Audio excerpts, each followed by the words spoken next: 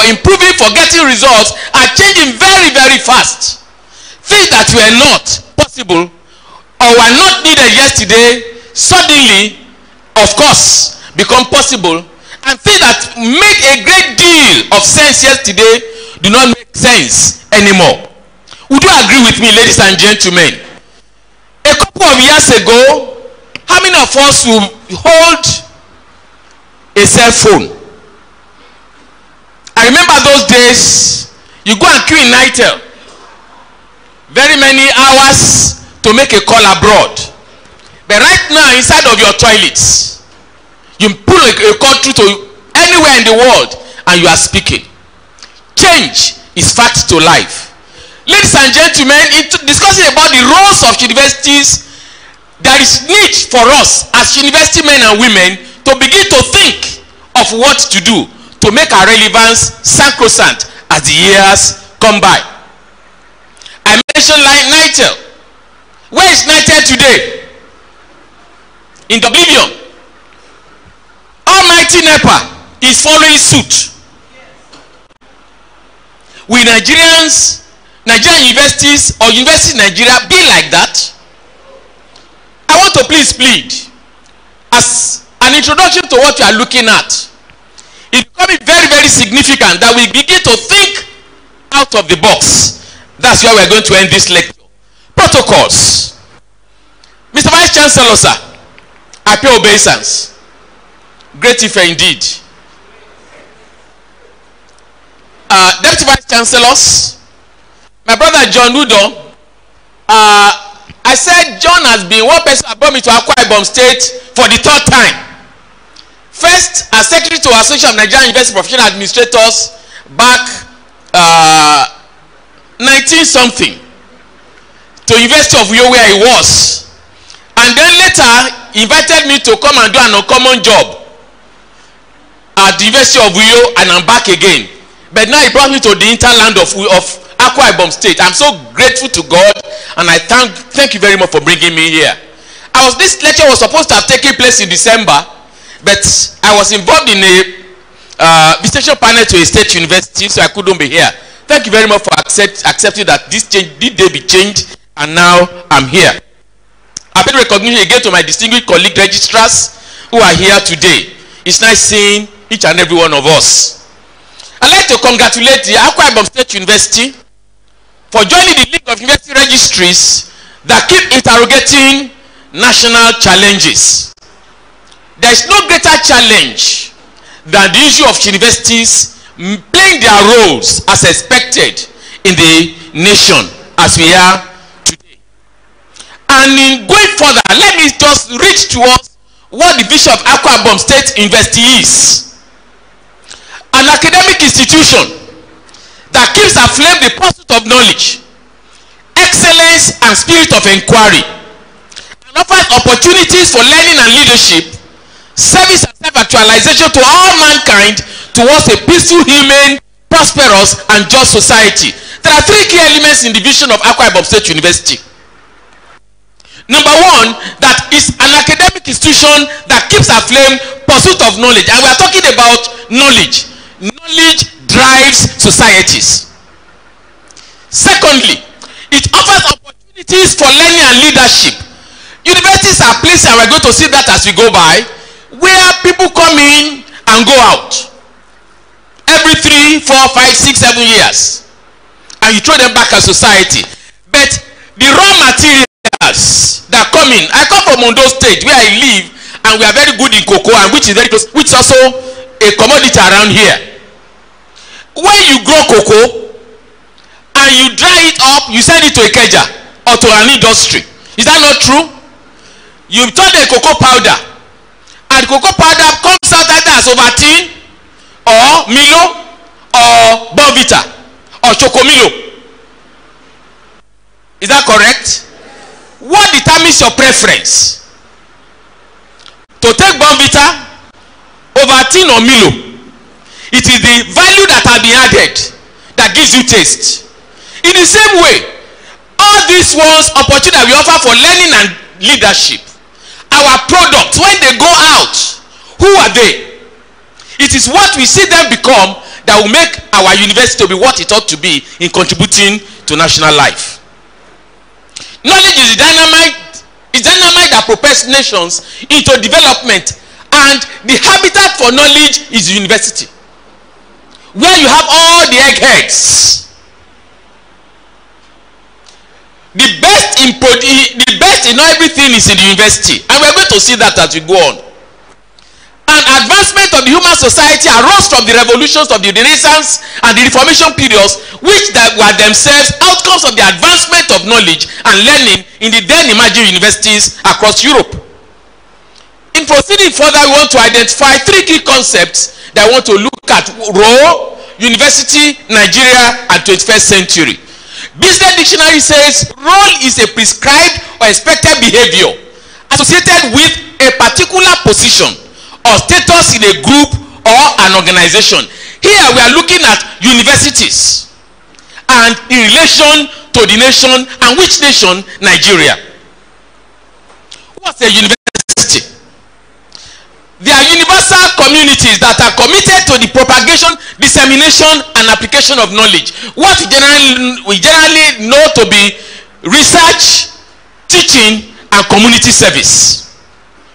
It derives from universitas, that is, several persons associated into one body. Several persons. And when Registrar was speaking this morning, he was thankful that all segments that are supposed to be here are here. Several persons associated into one body. An institution of higher education and research which grants degrees in a variety of subjects and provides both undergraduate and postgraduate education. It is Universitas Magistrorum et Scholarum, which roughly means community of teachers and scholars, where the students for careers and lifelong. Let's now interrogate Newman. And it is of the University of Oxford said things that identifies university for what they are. Number one, is a place of concourse. This is back in Ife, when Ife was Ife, you move from Awolowo, and from there you get to science, and from science you to various other places. It's a concourse. Students come from every quarter for every kind of knowledge. Even in Akwa Ibom State University, not everybody are from village. They come from those places.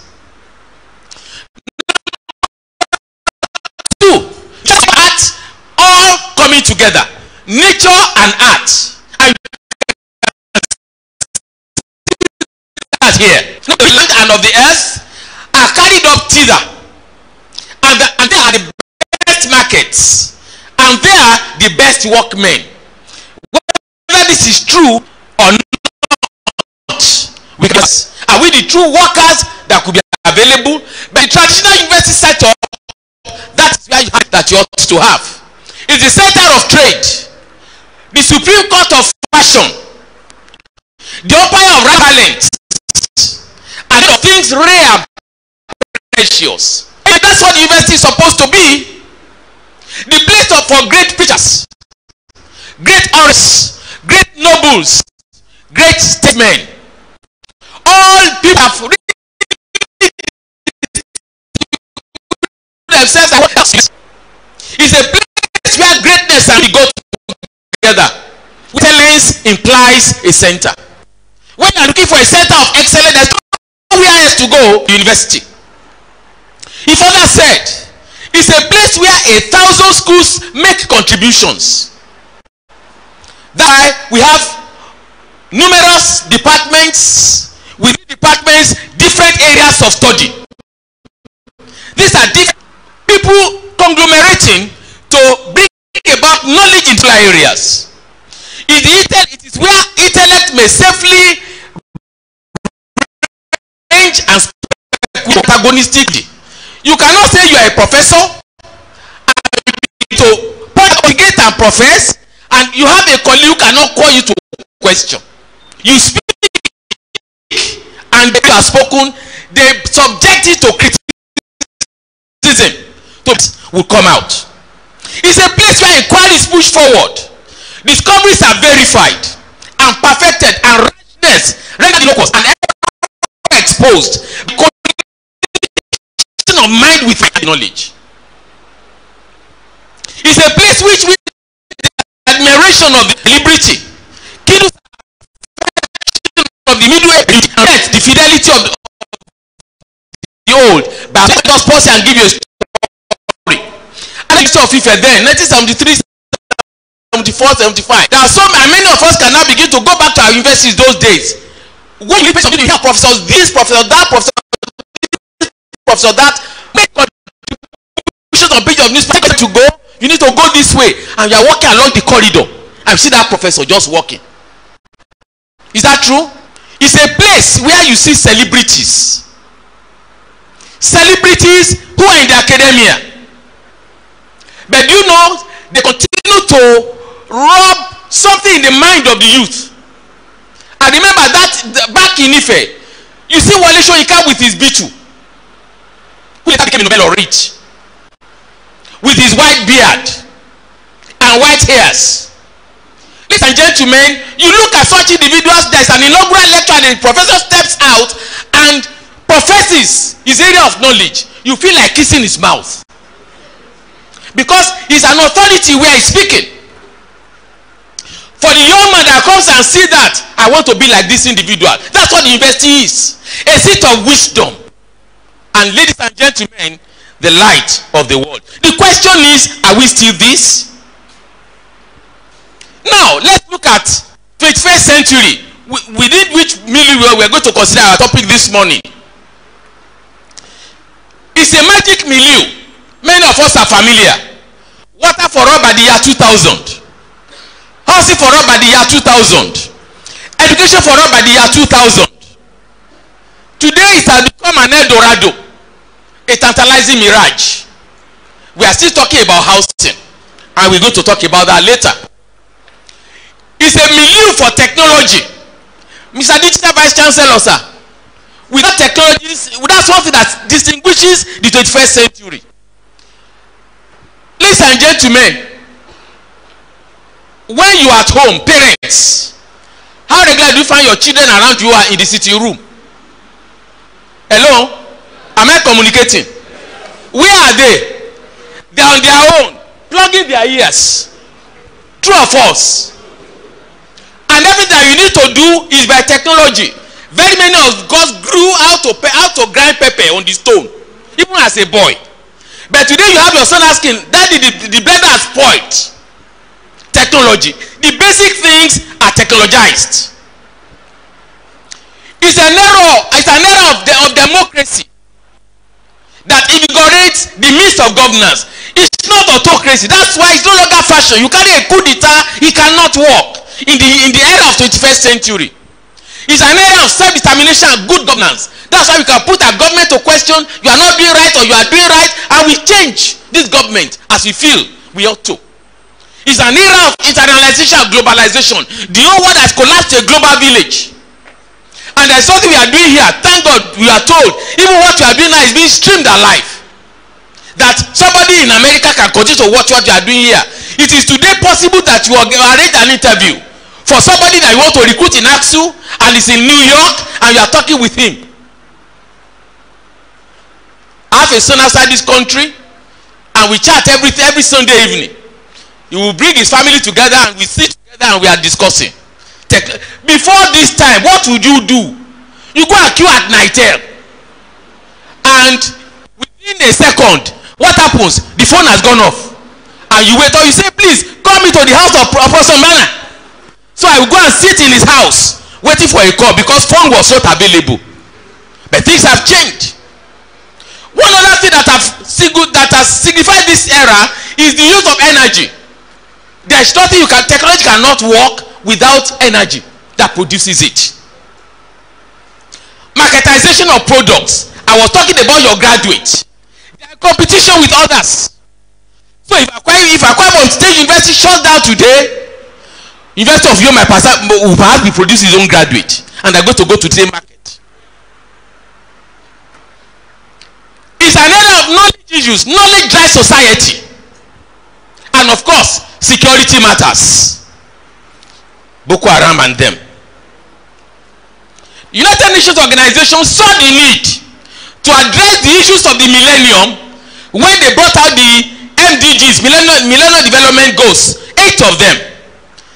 And they set a target of year 2015, by which time they expected that poverty would have been eradicated from the world. Ladies and gentlemen, is poverty eradicated? And they saw that, and they came in 2015 with the Sustainable Development Goals, now coming with 17 goals agenda. If the 8 had worked, would there have been need for 17? This is year 2019, and 2030 is very well ahead. The blueprint to achieve a better and more sustainable future for all, they address the global challenge, including those related to poverty, inequality, climate, environmental degradation, industry innovation, and infrastructure prosperity, and peace and justice. A further step beyond the MDGs that are meant to eradicate poverty.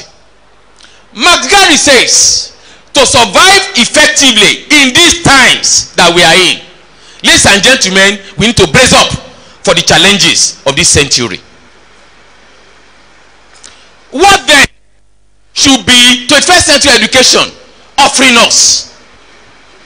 The law says for universities, 21st century brought about new challenges in relation to who the students are. I'd like to ask Mr. Vice Chancellor, do you know the students we are bringing in? They are called Generation Z and Y and Z. No longer Generation X. And one thing that marks the generation out is they know what they want. It's no longer fashion to begin to ditch out from the textbook. This generation perhaps no more than their teachers. Based on the internet, I will tell a story Professor Bamiro gave from University of Ibadan. He said he's a mechanical engineer, production management. He will give project to his students, and they work on it year after year. He said a particular year, he gave the project out, and in 2 weeks, the student came back with a solution. Then they come. He found out the solution was correct. Nobody before that had been able to solve it. But that year, a student came within 2 weeks. What was supposed to be a 1 year project, he provided solution in 2 weeks. I said, come, what happened? He said, listen, you just open the internet. That is what you're asking. So, who are the students? And then what kind of education are they entitled to? UNESCO says there are 4 pillars that underpin education at all levels, from basic to tertiary. And these are learning to be, learning to do, learning to know, and learning to live together. As Mr. Vice Chancellor, sir, in all truism, your vision encapsulates this.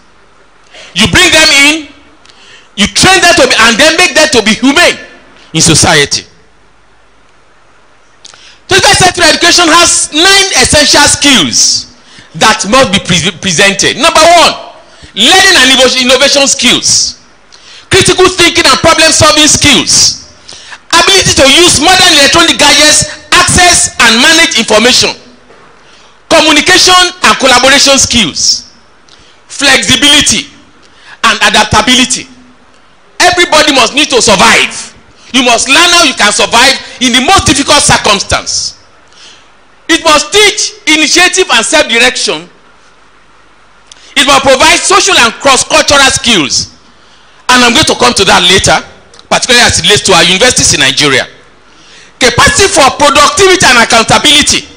And finally, leadership and responsibility. These 9 skills are important for anybody that must graduate and be fit for the world of work outside the university.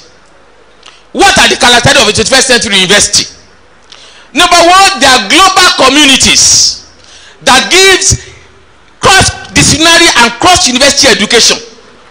Let me pause here and state, ladies and gentlemen, when I was in university, and some of us across, not just in Ife where I attended, in Ibadan, in Lagos, in Nsukka, in Ahmadu Bello, in Benin, that you find out that you have students from other nations around. True or false? What do you have in our universities today? Localized institutions. Our universities are meant to be universal communities, universe cities. They must produce students who are not only knowledgeable in their field, but also equipped to leverage technology in the workplace. In the workplace. Let me give an example here. Shell, producing Nigeria. In 2013, put up an advertisement for only first class graduates, and they got 200 of them to come and write exams by mobile. Only 12 of them passed the exam. First class graduates writing an exam for the place of work, 12 over 200 passed. That means there was a gap in what they know and what is required for the place of work. 21st century universities must train global citizens, not citizens who are only relevant for their locales. They must train those who are capable of utilizing high quality technology. I read English education, but I found out that I will be an irrelevant university administrator if I cannot use the computer. I have to go and learn. My professional colleagues who are here, if you are here and you are not computer literate, you are good for the museum. They must be trained to be able to do linkages with industries and the world of work. And take note, the teacher is not now a teacher, not just an instructor, but a mentor. If you are a university lecturer and you are not mentoring, and you are just taking 1999 note that you received in university to teach your students, they know better. They will make jest of you, and they know those teachers. They are research oriented, ensuring technology capacity for technology transfer, be able to solve local problems. We are talking about roles, capacity to solve local problems for sustainable development, and bring research that are globally understood. If your research effort is such that cannot go beyond this community, your publication will not come out. True or false? So, as University of Texas says, a teaching and learning and discovery environment that will develop a complete graduate. Mr. Vice Chancellor, sir, you are reading my note when you talk about total graduate. That is what universities are meant to be today. Produce complete graduates with advanced critical thinking and capacity for lifelong education, lifelong learning. The moment a man stops learning, he is dead. And that's what will distinguish us as we go into society. Now let's just look briefly at Nigeria. What's Nigeria? Giant of Africa. Because of the large population, 198 million, as at Tuesday, January, when I was preparing this paper. The largest economy in Africa, most populous country in Africa, and the 7th most populous countries in the world. 3rd largest youth population in the world, after India and China, with more than 90 million of its population under the age of 18. This was corroborated by INEC voters list recently, that more than 50% of the voters are youths. But then we are very low in Human Development Capital Index. We are number 152 in the world.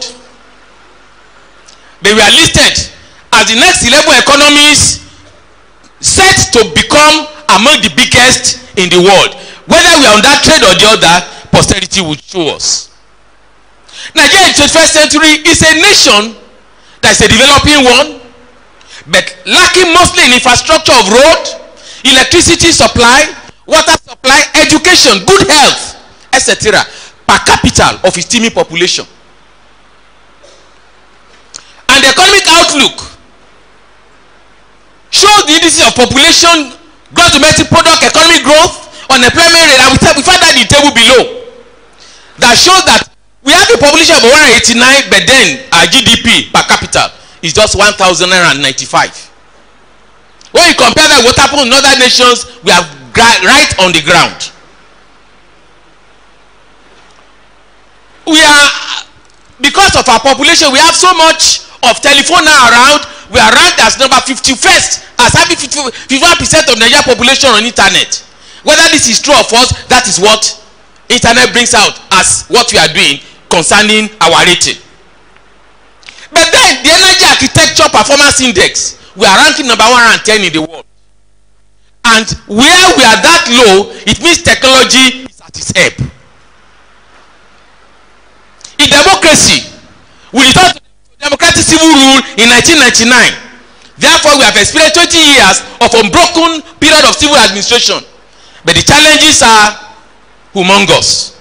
Boko Haram in the northeast, cattle rustlers in the northwest, kidnapping in the south. Of course, the problem of inclusivity is a major concern. And I ask a question.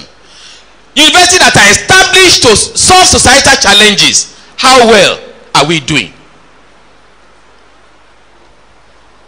Universities in the beginning. I want us now to just suppose what universities are meant to be doing and what we are doing, what our relevance have been. University communities are universities where students from across the world came together in search of knowledge, not as localized as the ones we generally have in our country today. Mr. Vice Chancellor, sir, how many students are from Benin Republic in Akwa Aksu? How many students are from outside this country here? Any record? And we are a universe city. A city of the universe where people from all across the globe are made to gather. Much work to be done, Great Ife. With the widening of the scope of operations and the emerging complexities, the management began to change from about the 16th century. We have some that concentrate only on scholars, some only on students, and some merge together.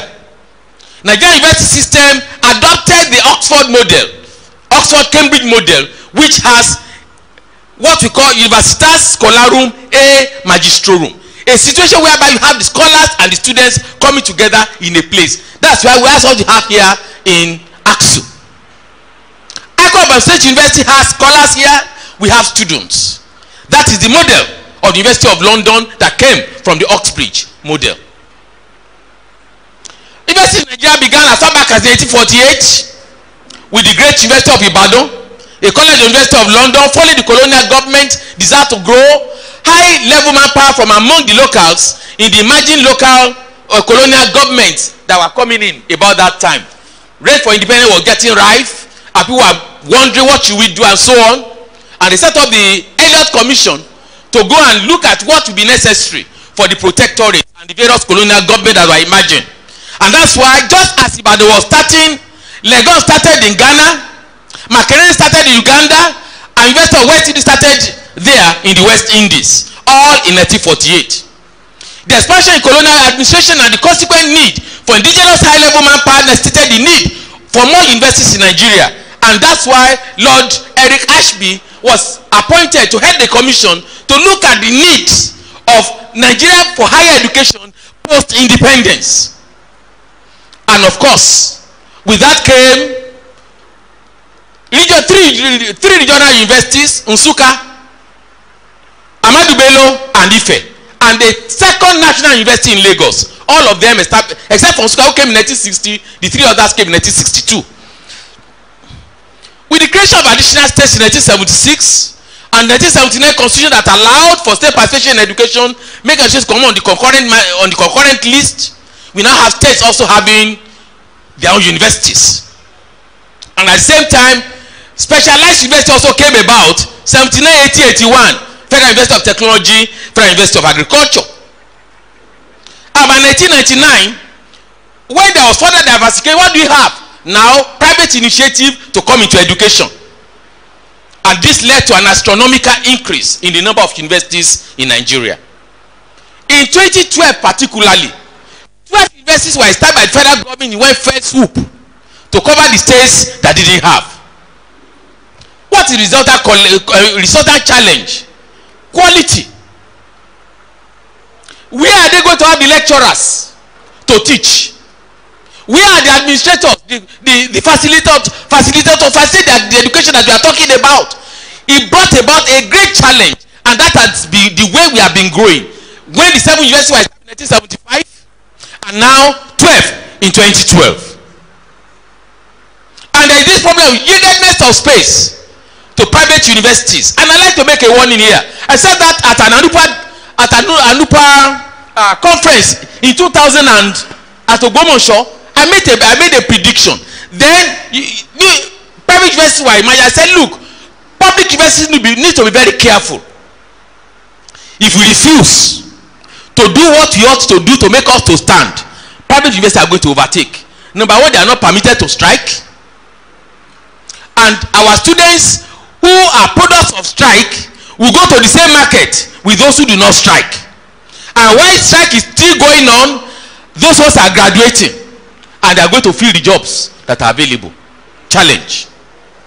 The major challenge of the expansion by government fiat is depreciation, the quality and the consequent low esteem earned by the Nigerian university system in comparison with those of other nations. As at today, demographics is what we have on the next table.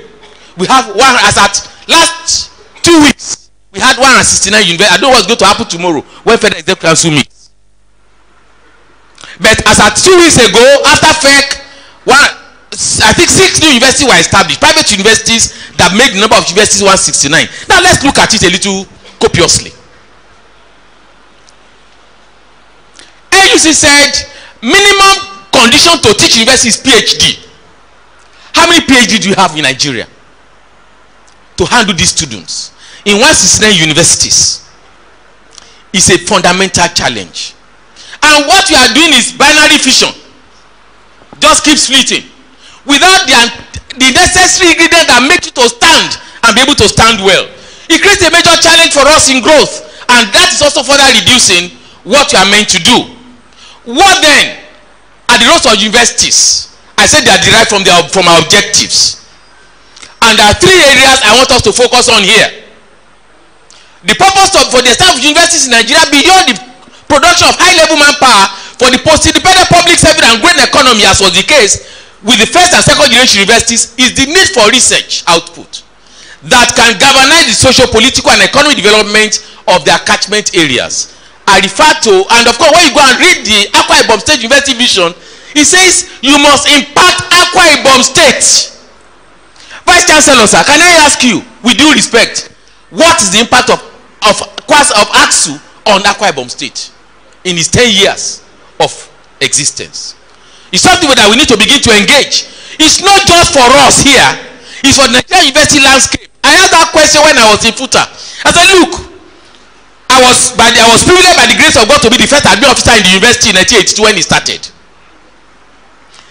And I know when the mission and the vision were being written, and I know what the objective says. The question is, what is the impact of FUTA on Ondo State and Ekiti State and the whole of Southwest, because it was one at that time for each of the geopolitical zones. Our research effort is what will make us to stand, without which we will not be relevant. And I like to say, maybe I will come back to that later. I said, secondly, when the FUTs were established, they were established to give prominence to technological training and provide the much required impetus for rapid technological and industrial development. Question here, ladies and gentlemen, how impactful have been our University of Technology on the technology advancement of our nation? How many of our technology equipments are built in this country? Nigeria is a nation where we only import without exporting. What are our universities doing to nip this in the bud? And for AXU, established to use education as a catalyst for rapid industrialization of Akwa Ibom State, and thus the production of graduates who are readily employable, or who are not readily employable but can also generate employment by making use of the vast natural resources and opportunities available in the state. Ladies and gentlemen, I traveled from Uyo down here today. I could see the vast land, virgin land. I saw cassava on the road. Largely, what is AXU doing to ensure that these are turned onto products? Remember, unless value is added, productivity is nothing. What then is the impact Nigerian universities have made? I say, we have provided access to TB population of secondary school graduates. 2 years ago, 2 million candidates applied for JAMB, competing for 850,000 spaces. Question: even where we are doing that, the remaining 1.28 million, where do they go to? Youths. Are you surprised why people are looking for pants around? Did you catch what I'm saying? Because the day will find work for idle hands, and they can't make university education, they must make it. So they are looking for panties of ladies. Graduate production versus inadequate job spaces. We keep producing graduates, we give glory to God for what we are doing, but the question is, what is the employability rate? And quite unfortunately, most organizations today will go and create a buffer. Sir, when we are leaving university, you find the organization coming to university to interview us, and you already know where you are going to go. But what do you have now? You graduate, you begin to beg, and when you now get qualified, you are recruited, you are sent to another school to go and learn, to be relevant, which means there is a gap in between the knowledge acquired and the knowledge at the place of work. And that shows the gap also in the quality of our graduates, in the quality of our curriculum. If universities are still running for the curriculum that are relevant only for 20th century, we are not there. So we have challenge of quality of graduates and the curriculum. Challenge of relevance of research. Many of our chefs are littered with outcome of student projects year after year. I believe you are already having that synapse.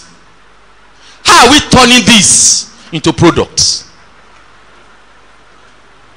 University in Nigeria fared better in the early days up until 1980, as we are going to see this in the next slide. There are seven universities, seven countries that are compared: Botswana, Ethiopia, Ghana, Kenya, Lesotho, Liberia, and Nigeria. Nigeria's rate of return on higher education was 46%, compared to Ghana, compared with Botswana, which was next to us, that was 38%. But reverse is the case today. What is happening with us? It comes with what somebody calls the paradox of plenty,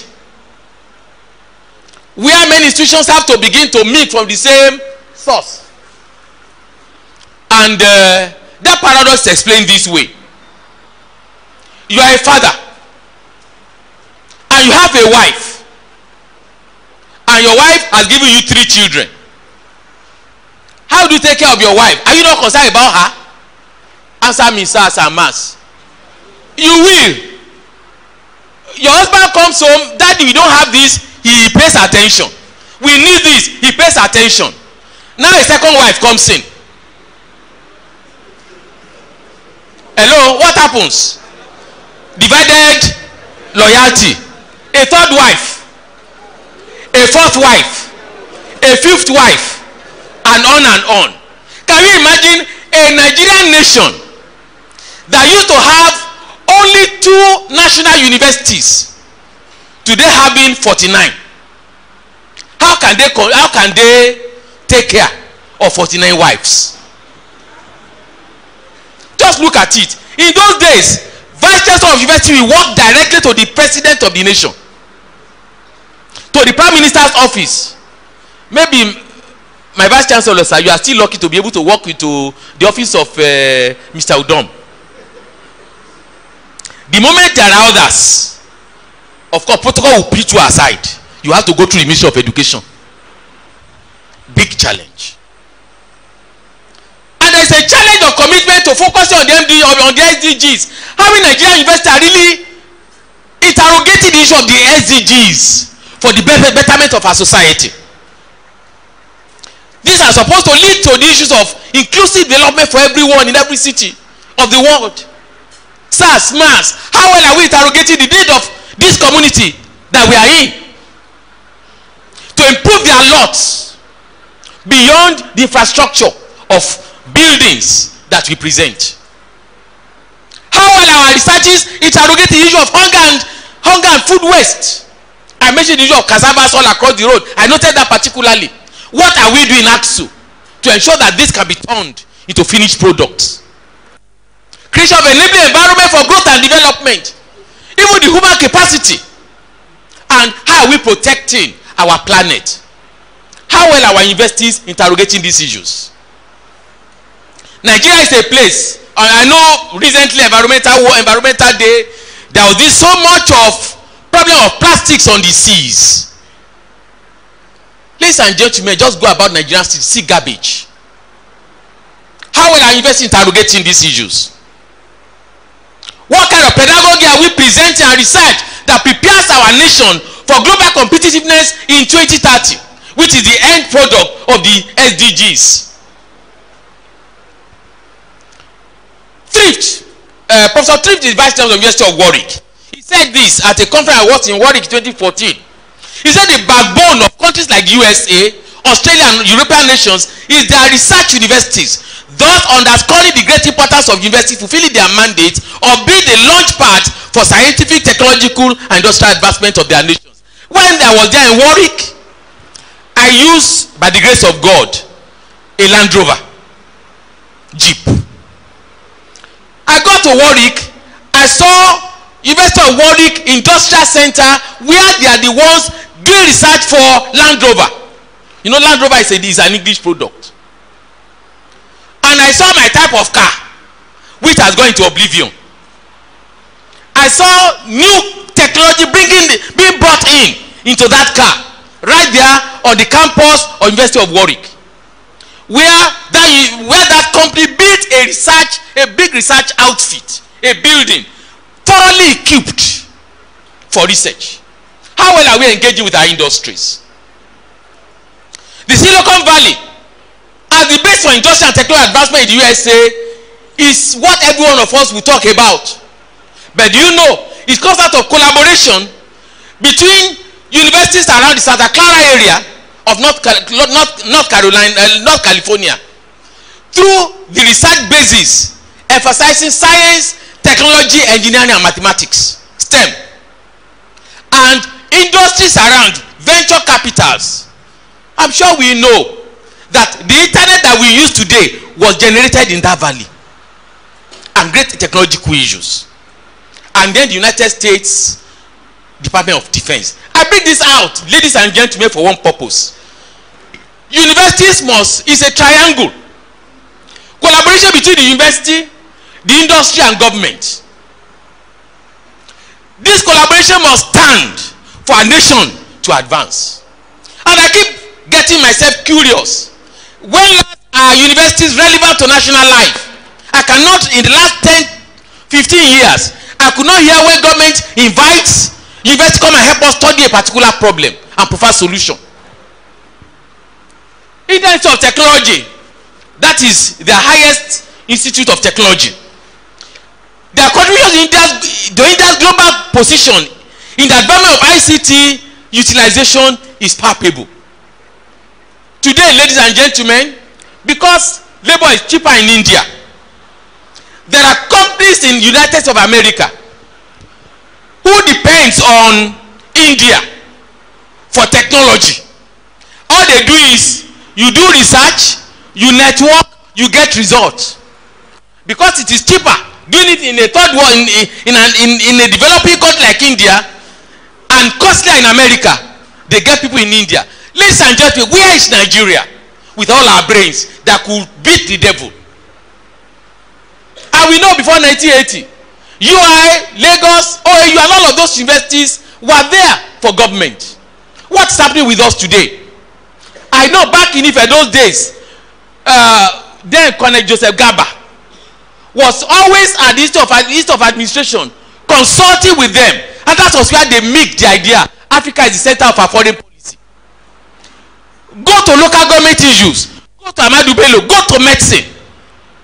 Ladies and gentlemen, my heart bled recently when I heard the king of Saudi Arabia, Fahad, the last one before the president, who want to attend medical clinic, he will come to UCH in Ibadan.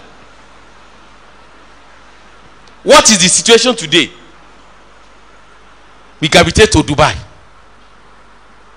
We go to Europe. We are heading to an unknown future. And the crux of the matter is this: what lives can today's children expect? That's why we come in as universities.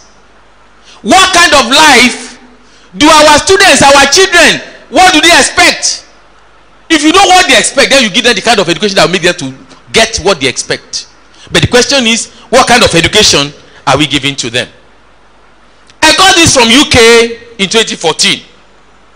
And the caption is, the class of 2030 is already in school. Remember, 2030 is the terminal year for ADGs. They already are saying that there are students that are going to graduate and going to be relevant 2050. They are already in schools. What are we giving them? What we are giving our graduates, our products, would they be relevant for the world of year 2030? This calls for general review of our curricula to ensure that we give to our students what they desire, that will make them to be globally competitive in the world. And this brings about the challenge of global competitiveness. The early impact of universities in Nigeria to national development became lost in the 21st century due largely to very poor and inadequate funding of universities. We are all familiar with that. Very poor and dilapidated infrastructure. And the consequent belligerent posture of the unions, which in a necessary effort at pressurizing the government for improved funding, became so uncompromising that values on which institutions lived and thrived became eroded. And this is a very major thing I want us to please pause and think about. We have problem of access to we have problem of access. So many students looking for space in universities with dwindling funds. And what do you have? So many students competing for the little infrastructure that's available. Sir, I don't know which hall you were in Ife. I was in Awolowo hall. By 1980, when I went to do my masters, I was pressed. I wanted to run to Awolowo hall to go and defecate. Ladies and gentlemen, I could not step on the hall leading to the top. Why? It was defecation all across the places. You look at the walls, they are black. Gentlemen, you now begin to wonder, what graduates are going to produce, are we producing with this kind of environment? And that is typified all across Nigerian universities due to expansion. The same provision that were made for those of us in Ife at that time, 8,000, 16,000 were now using. And of course, what do you see? You have so much depending upon you. A room that was made for 3 occupied by 16 people. What are you expecting to see? Overuse of. So when I was there as registrar, and you find out you vote so much money to repair before students come in. Within 2 weeks, they're already bad. Why? Because a utility that's supposed to be used by a few students are being used by many at the same time. Also, there's the problem of over-centralization of university governance through policy initiatives. Now, it's a major problem. I don't know, VC, sir, within a short while, that's what we say, come. And Abuja, here you come. AUC will say, come. All vice chancellors of Nigerian universities. And in a short while, they are gone. People of imagine all police officers by text messages come to over centralization of university governance. It is reducing the universal concept of uniqueness of university education and unnecessary politicization of universities, bringing them largely under the apron strings of the Ministry of Education, both at the federal and the state levels. Imagine what it was when Professor Lambo will walk, or Professor Ninjoku, to the head of state's office. This is our request. They can understand, they have a first listening ear. But now, you first of all pass through permanent secretary, or maybe director, to the PS to the executive secretary NUC, then to the minister. Before you can be sure president will never hear. That is the problem between ASU and government. Unnecessary politicization. And worse still, is the issue of universities that are meant to be universal communities that have been turned into locales. Provinciality taking over universality. A major challenge. Aregbesola, former governor of Oyo, he said, universities in Nigeria, rather than being societal problem solvers, are crisis generators. Ladies and gentlemen, begin to just interrogate this issue. We are set up to resolve problems. We are now generating crisis. What a paradox. What's the implication? Very bad, poor global ranking. Just look at what we have before us on the slides. I brought out 3 universities that are among the best 100 in the year 2008. Hello? 100 African universities 2008. Only 3 universities were in the best 100. And Obafemi university that was the best at that time was number 68 in Africa. University of Ibadan was number 85 in Africa. And Pan-African University Lagos then was number 100 in Africa. Now look to the extreme right, because government now thank God for ASU that fought and brought government to recognition of the need for intervention. University of Cape Town was number 1 in Africa, was number 385 in the world. Hello? University of Pretoria, South Africa was number 4 in Africa, and it was number 734 in the world. University of South Africa, UNISA, was number 8 in Africa, number 1,499 in the world. And Nairobi was number 4,338 in the world. Look at the best university in Africa, in Nigeria at that time, number 7,000 and 703 in the world. But thank God, that's what happens when proper intervention is done. You could see the change that has come.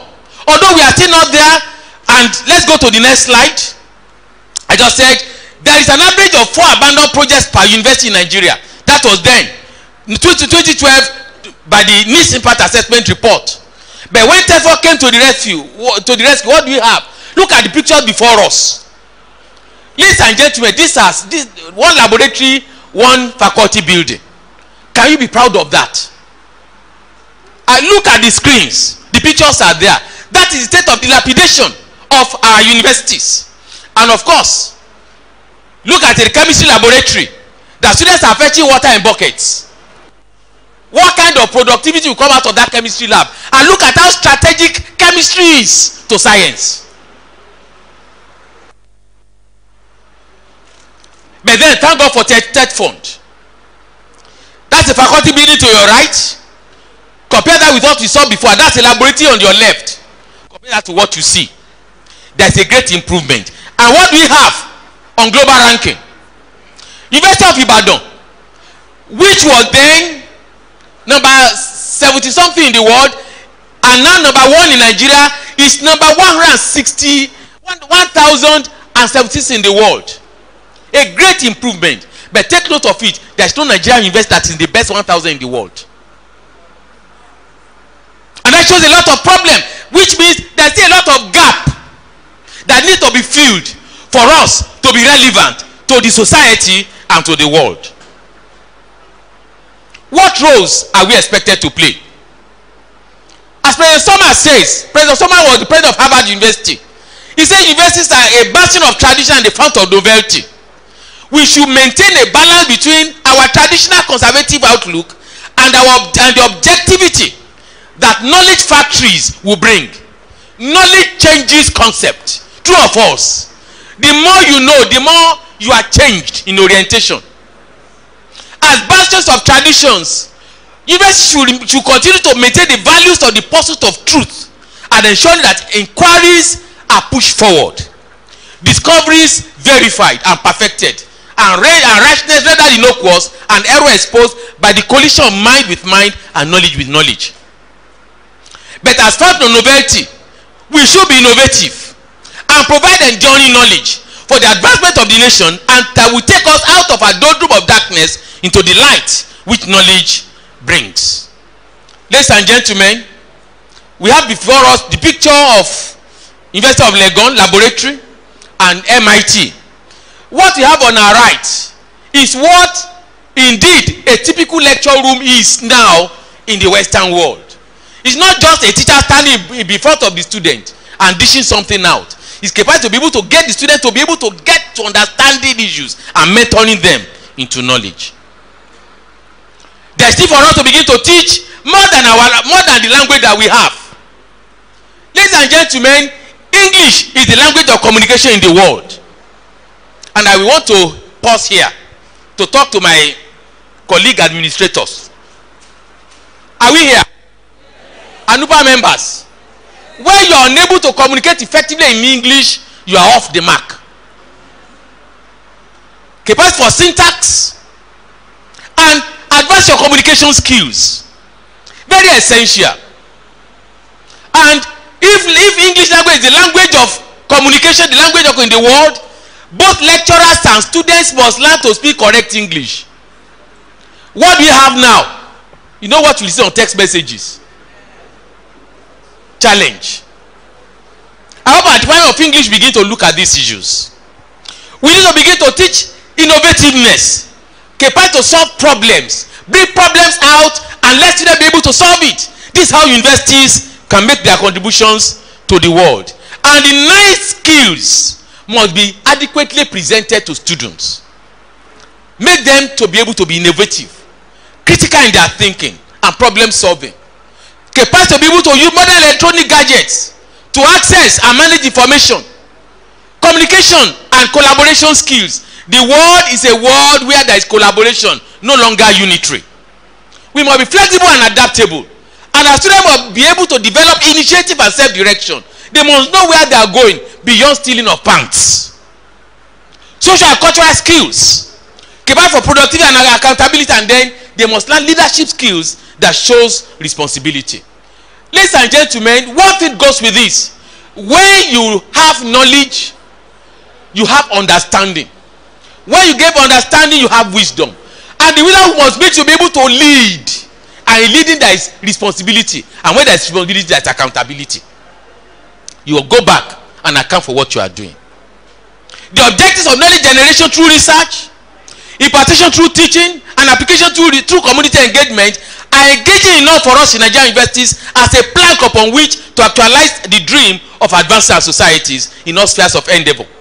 I like to say and submit, enough of struggles that can lead to self-immolation and consequent retardation of the society that depends on the universities for direction. Ladies and gentlemen, if you continue to strike and strike and strike, the day is come you are going to be left to strike. And then we finish ourselves off. Let's begin to think of other ways to engage government to make us to be relevant to what you are supposed to do. The government as proprietors of this institution should work harder to provide the required environment for inquiry to flourish. Our universities need a good ambience of environment for academics to take place, for research to take place. Provide it, equipment, good environment. The academia should see their calling beyond monetary values and engage the challenge confronting society and provide workable solutions. I used to say, part of the challenge that has come upon us Nigerian universities, I say when I was lecturing in Obafemi Awolowo University, the number of SUVs on our campus is more than all that is available in the state of Osun. And that means something. Academia are running after society for those goodies of society, not only for arbitrarism where you are secluded to think out. Sincerely, a man who is settling down to thinking does not have time for those things we call the good things of the world. We need to return to those places. And as in local parentis, we must begin to inculcate in our students the values, I repeat, values that promote societal advancement. We talk of Yahoo, it began with Yahoo boys who are using intelligence to con people and get money. Later it became Yahoo Plus that had to go into rituals. And later into rituals. Where is our society turning to?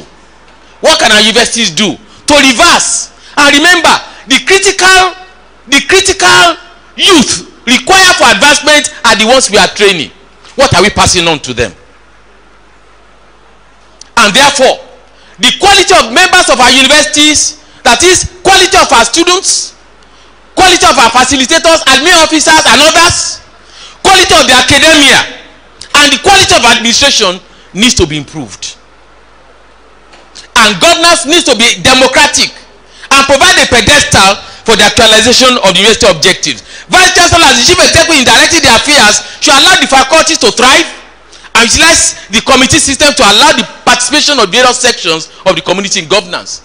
University is a collegiate, and everybody must have to make contributions. At the apex, the Vice Chancellor that utilize all an aggregate of all of this thought into good governance. And the faculties must be devoted to the advancement of the knowledge. When a faculty begins to pry eyes into other things, is distracted from the main objective. The registry should facilitate the ways and means to enable the academic concentrate on the effectuation of the core values or the core values of the university.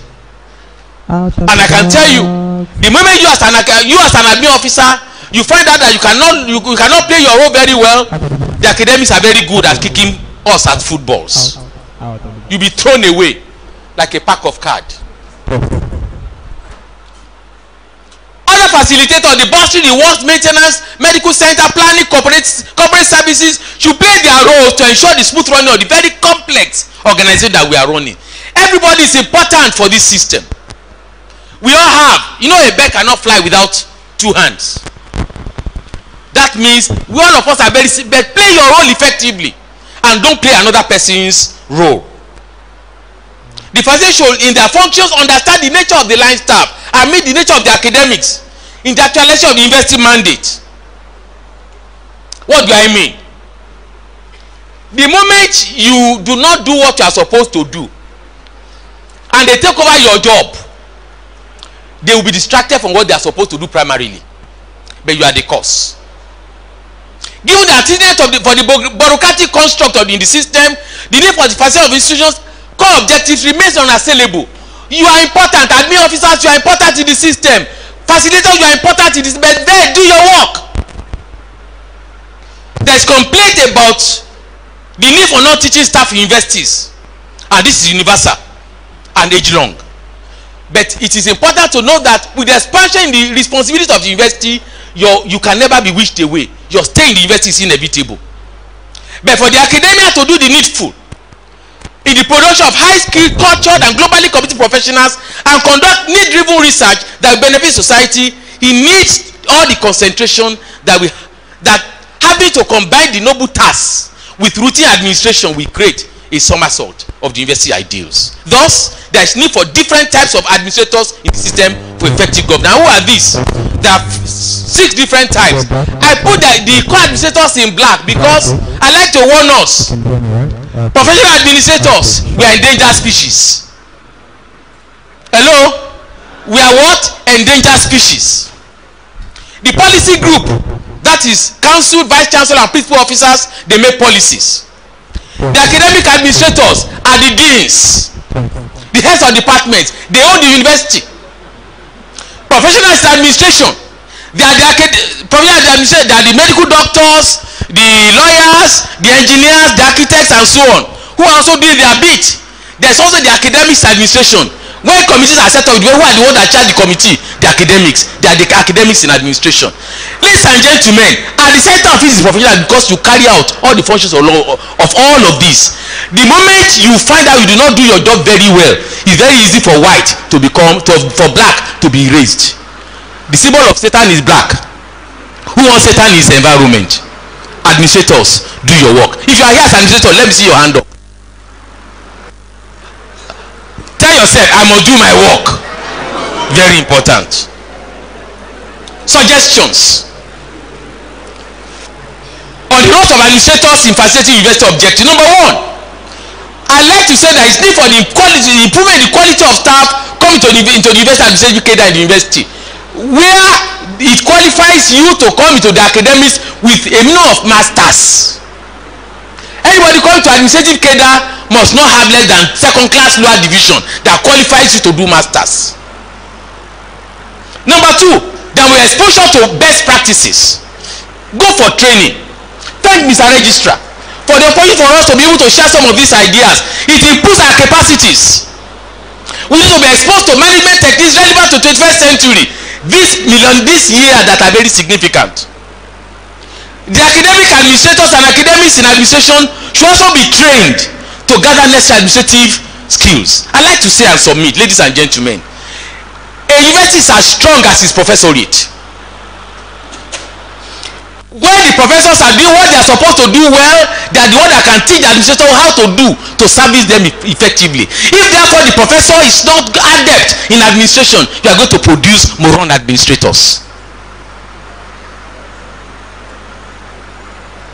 Professional administrators must be encouraged and compelled to hone their skills as repository to institutional information. Ladies and gentlemen, it is time for us to be able to know that in providing correct, clear information for decision making, be sure that you have it at the tip of your finger. It's no fashion for you to say you are sent to the committee and you cannot provide the necessary information that facilitate decision making in the committee that you service. Core administrative staff should be made to understand their roles as repository, keepers and protectors of their institutions, traditions and culture. That's why I say maybe it's not so common here. You cannot be an administrator and dress anyhow. You are the first image of the institution that you represent. Dress well. The way you dress is the way you are seen and the way your institution is taken. Public administrators should be positioned to build capacity for translating the academic values to reality and be relevant in offering quality advice required for making their institutions truly competitive. Registry must be equipped for a 21st century performance by having their functions computerized to facilitate quick, coincide and correct information retrieval just at the core. All the members of staff should be committed to the university's vision and mission and transparency in operations. I like to submit, sirs, that the vision of AXU, put it on the board, put it in every department. Anything that even the messenger is doing, it must be related to the vision. You know, remember what the Bible says, publish it and run with it. We must publicize our visions, make it to be everywhere that everybody can see, and know that even as a cleaner, you are clean to ensure that Akwa Ibom State University is what is established to be. As currently being done in many universities in Europe and the Americas, frequently asked questions could be answered and presented on institution website, rather than you as a new officer saying that you want someone to come and ask for you. This, how do I do this? Develop those questions, put it on the, so that you know what, we always think that as a new officer, it's when people come to me that I'm relevant, or when students come before you and they line up, that's your relevance. You'll be good only for the museum if you are still doing that now, because we are talking of a digital age. Your students will be able to enter before they don't need to know you. The best administration is the one that is not seen. New methods of dealing with students and strategic stakeholders in university should be put in place. You are dealing with students who care less about anybody but themselves. They plug their ears, they look at the internet. They prefer information that they can read themselves than you pasting something on the notice board. Let me tell you a story. As registrar in Ife, we post things on board. We find out that before morning, it's turned away. Then we found out that there's a committee amongst that they call tiering committee, where the university has pasted information that you think you want to pass to students, placed on the notice board before morning, they tear it away so they cannot get across to them. Information is power. When you're able to read the heart of the individual, you have had him. What did we do? We now began to use their handsets and communicate messages through text messages direct to the students' hands. Ladies and gentlemen, you must understand the nature of these students to be able to deal with them. The function of the registrar staff should also be professionalized to allow them to hone their skills. There's nothing wrong in being an academic officer for several years. Know what you are doing. Be proud of it. Conclusion. The Nigerian society is in dire need of change in orientation and values that make society stick for advancement. Universities are the domains where verified knowledge can be manufactured to facilitate the societal advancement needed. Just as St. Paul stated in his epistle to the Roman Church that the whole of creation is waiting for the manifestation of the sons of God, I like to say Nigeria is waiting for its universities to lead it to the land of promise of social, political, and economic prosperity. To move out of what some people tag the poverty capital of the world, universities in Nigeria must be in the vanguard of cascading our research into workable products. Mohammed bin Rashid Al Maktoum, that's the man who founded Dubai. I want us to think about this that he said. I know the road to development and modernization is difficult. I know that it's long. I also know that the next stages will be even tougher and longer. But have faith in God. I'm sure we'll realize our goals. There's no more time for hesitation or half-baked goals or solutions. Development is an ongoing process, and the race for excellence has no finishing line. If universities are centered for excellence, ladies and gentlemen, the race for excellence has no finishing line. What's the way forward for AXU? Akwa Ibom State University must strive to be an academic institution that keeps aflame the pursuit of knowledge, excellent spirit of inquiry towards a peaceful, humane, and prosperous society, beginning from East Jerusalem in Akwa Ibom, particularly in Ikot Akwadem. Please pardon me. And this requires thinking out of the box. Pull down the ceiling. There are unlimited possibilities for us to take advantage of, realizing that the voyage of discovery is not in seeking new landscapes, but having new eyes. The future does not get better by hope, it gets better by plan. So, Akwa Ibom State University, plan your future. Thank you very much.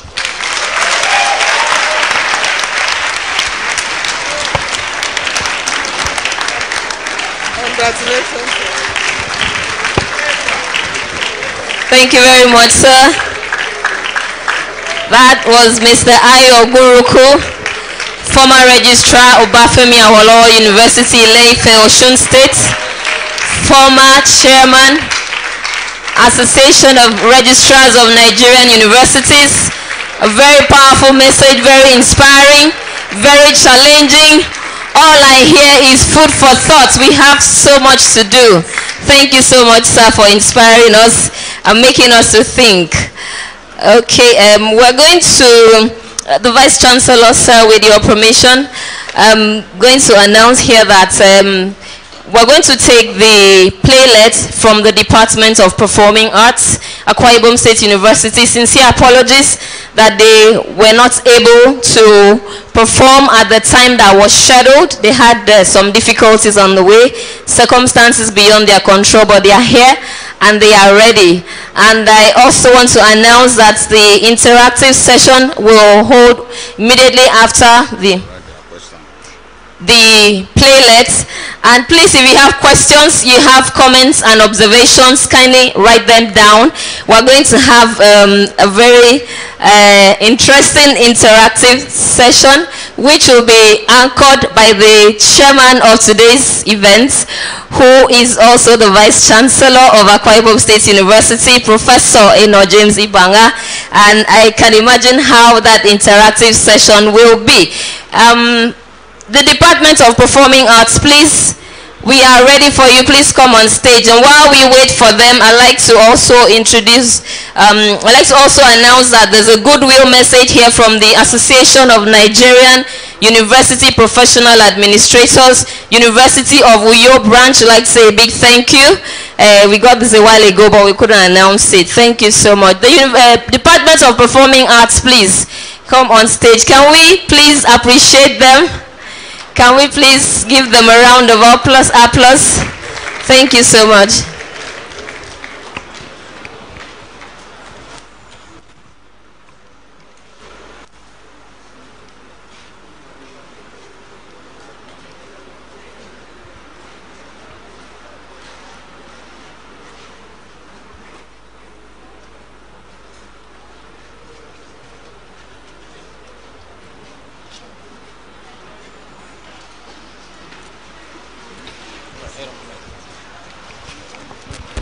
Mike, you can hear me?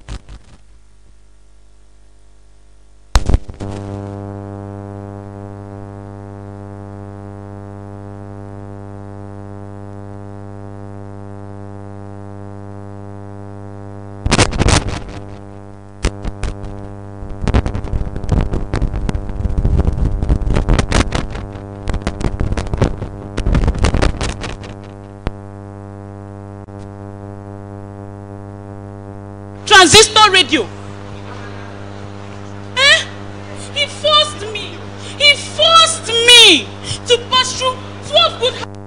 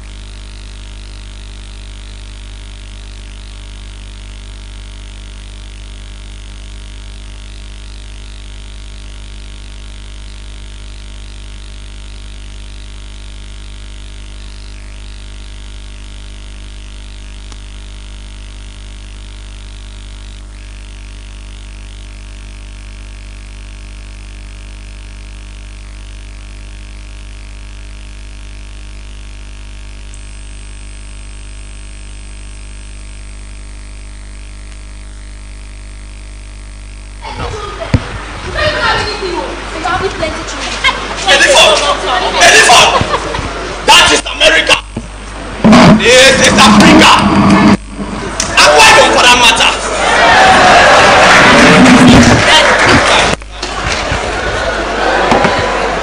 Now listen. Listen to me. Listen. Wait, Daddy, I don't understand. Listen to me. Have you ever heard of the word air? It is spelled H-E-I-R. It is spelled air, then pronounced air. What is the meaning? Junior, tell me. I don't know. Elephant, tell me. Etido, tell me. Have you seen? Your father has only attended standard 6 and he knows quality and good English, which all of you have gone to secondary school, but you don't know. If I hold you, I will slap you. My children, let me tell you the reason. I said it before that Junior is the reason. And because of our culture and tradition, a man must have a male child that will inherit his property when he dies. And let me tell you, without a male child, a family is considered exterminated, going into extinction, falling into abyss, in fact, gone forever. Is it true? It is true, my children.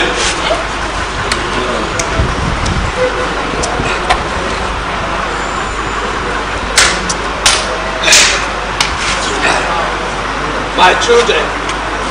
My children. My children. You said something about who?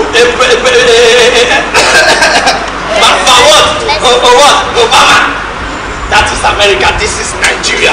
Akwa Ibom, for that matter. Here I want to ask. What can the male child do? Then the female child cannot. All the 11 of us, we are all females. What can we do? You will not understand. You will not understand. Make me understand. I said it earlier that Junior is the reason. My search for a male child to inherit my property when I die. That is why I keep on having useless female children.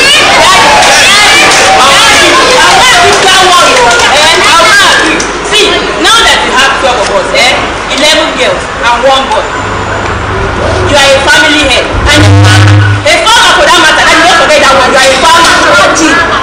Will you be able to train all of us to university to become graduates? Etido, I told you you're still a child. I don't want to work again. Don't be faster than your shadow. Be patient with me because the patient dog is the fattest bone. Hence, patience is golden. Daddy, my teacher told me that the university is very, very important in this 21st century. Yes. Me, I want to go to the university. I don't know for you. Edifon, did your teacher also tell you that when once someone is a university graduate, he or she is successful? Yes. If so, why are we having university graduates roaming the street in search for white-collar jobs? That was. My teacher also told me that university education in this 21st century does not only teaches a child to become a graduate, but also enhances that child to be self-employed through entrepreneurial skills. You know, those special programs like that helps a child. That is me, I want to go to university or I want to become a graduate and I get money in the future. I want to do an astronaut. Daddy, I want to go to university too.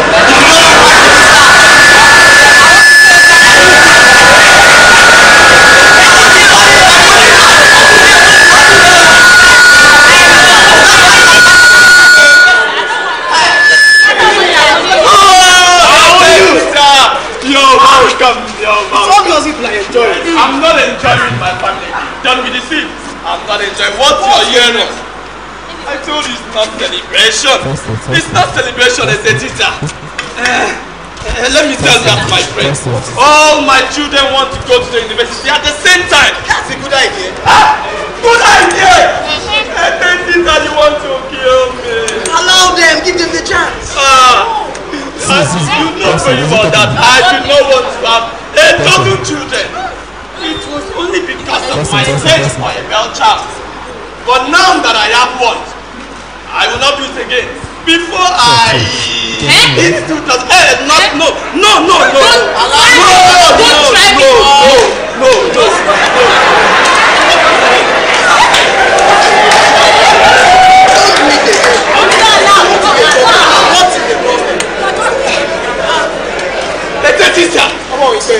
I know you are a retired principal, obviously, and my children here have been talking so much about their teacher. Continue. And the role of university education in this 21st century. Perfect. A teacher, you are my friend. You are my friend. I want you to help me educate this 11 ones. 11, not this one. What? This one. Educate them on the role of university education in this 21st century. As for this one, I know you really don't want to. Come on, sit down. Your children are saying the right thing.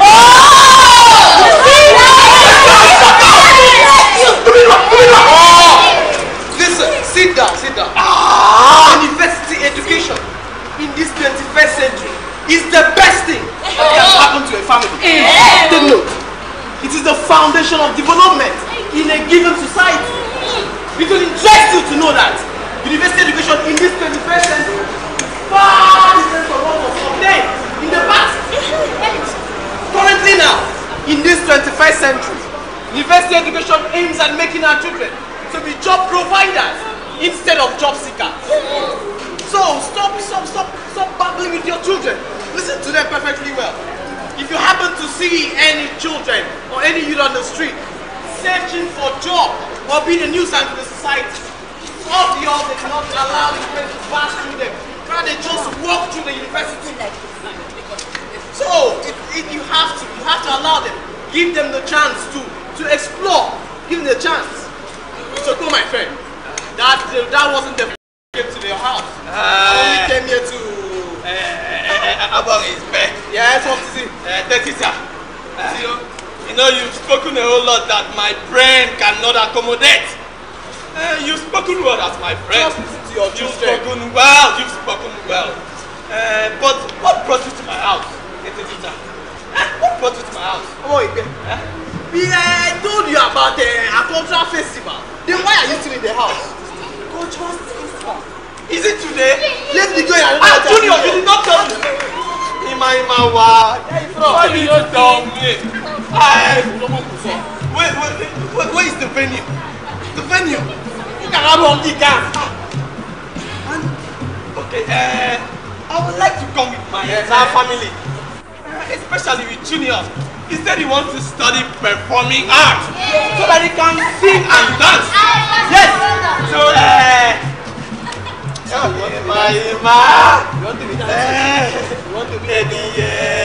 you people should go inside and come out so that we can meet at the village fancy. Go over. Follow me. You're not my best friend.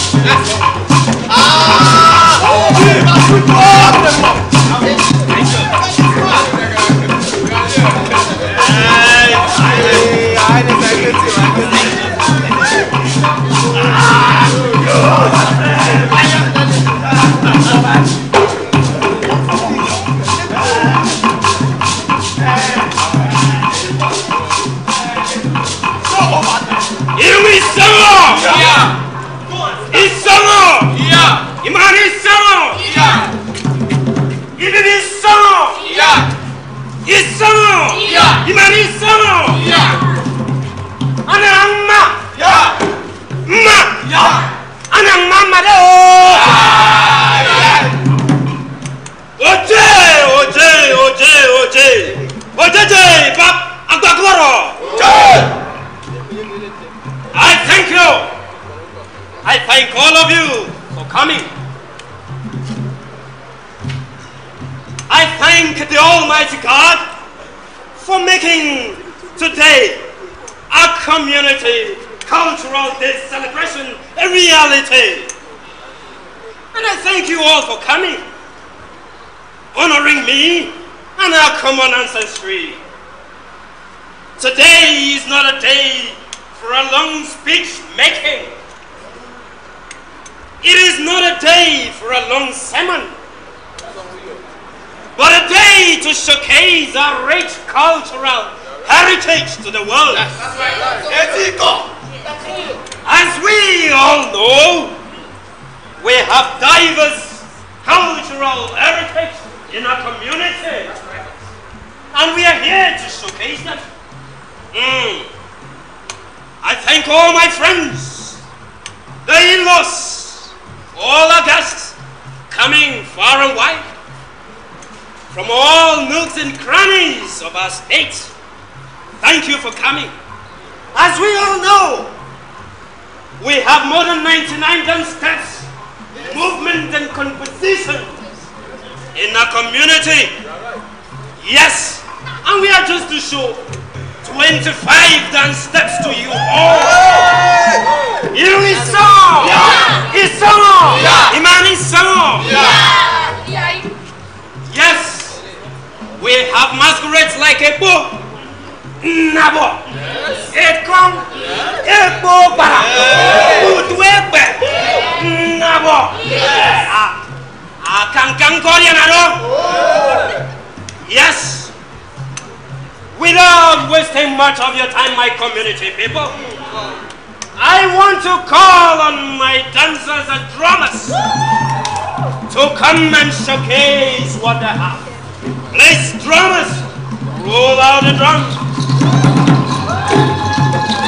Akwa Ibom is song. It is song. Anamba. I'm going to make it know you.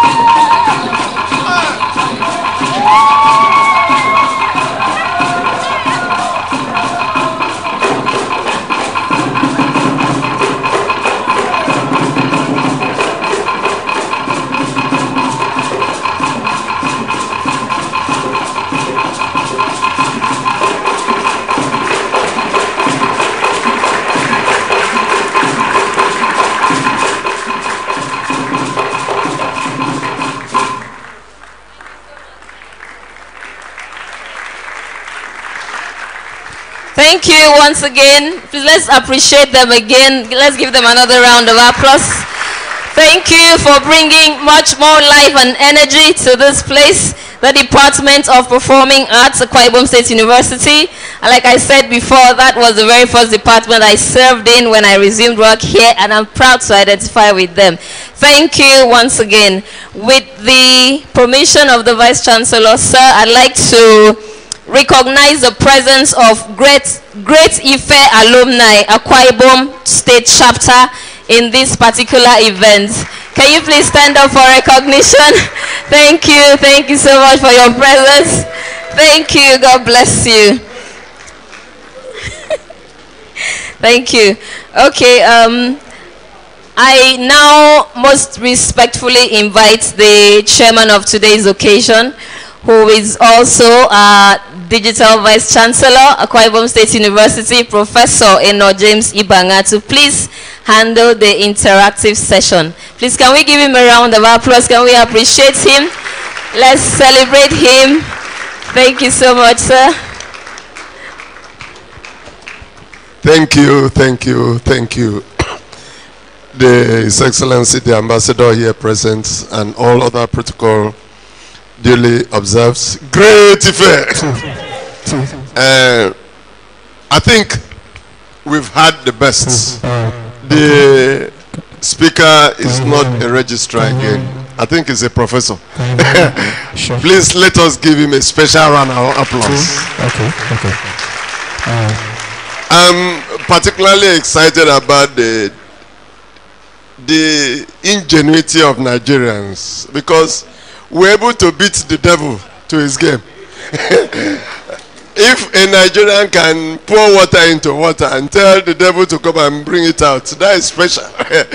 And it's really educating. But this lecture really has given us serious food for thoughts as Nigerians, as an institution, as a university, as workers. Some of these things, when we say it as vice chancellors or leaders or administrators, people think otherwise. Because this age, what we take home as administrator, everything, as I'm sitting here, I'm monitoring the account of this university online.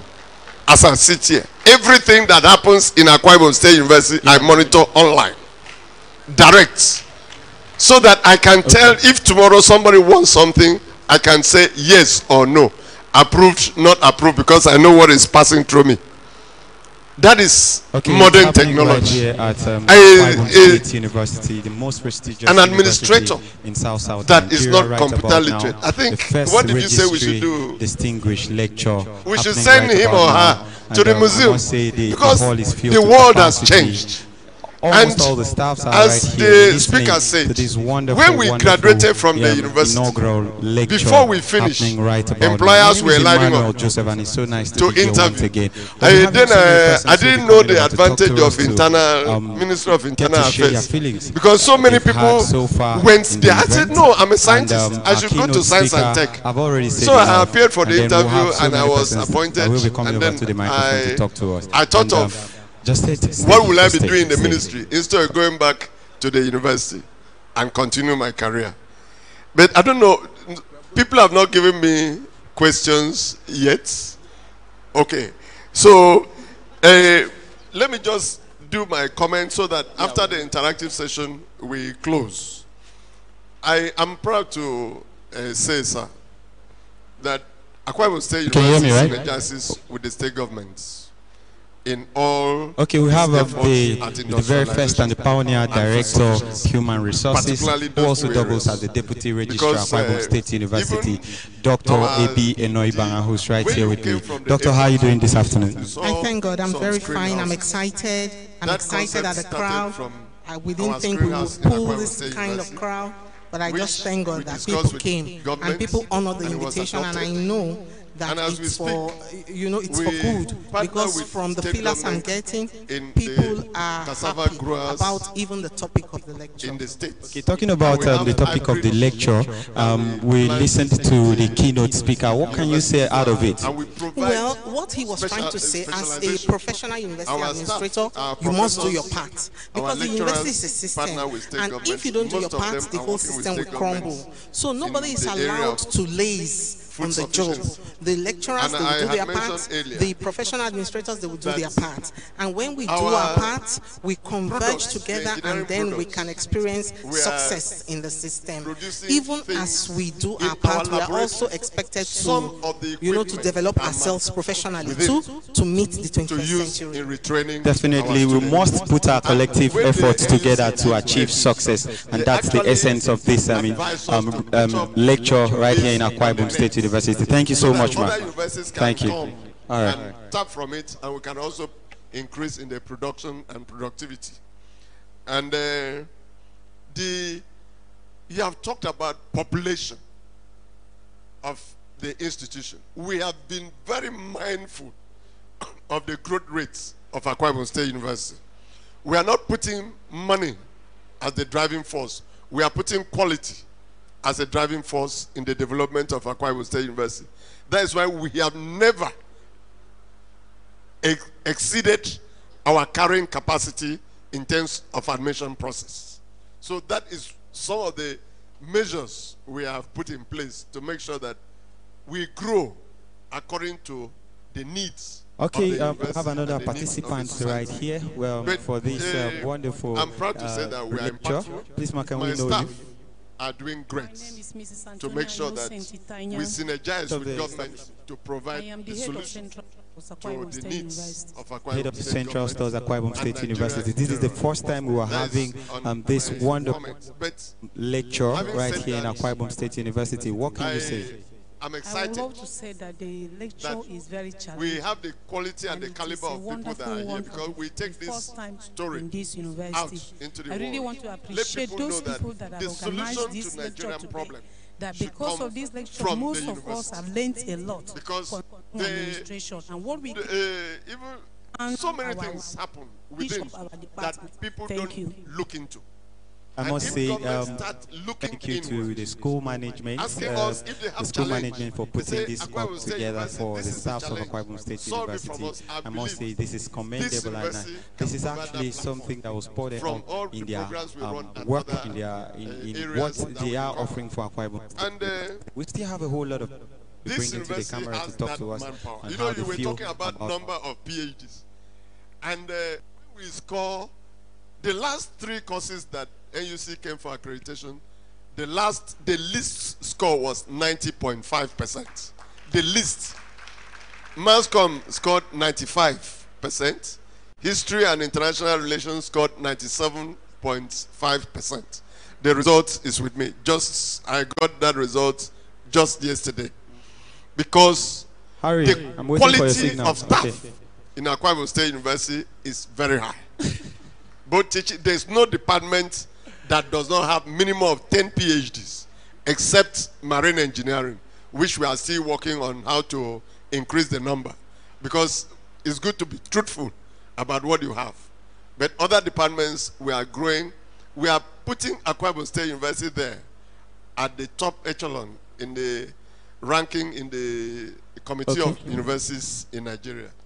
Having said that, please, I'll take... Okay, we have Secretary of Postgraduate School right here with us.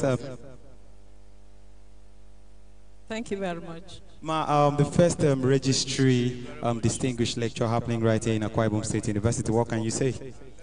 It's been really... The theme of the lecture is really...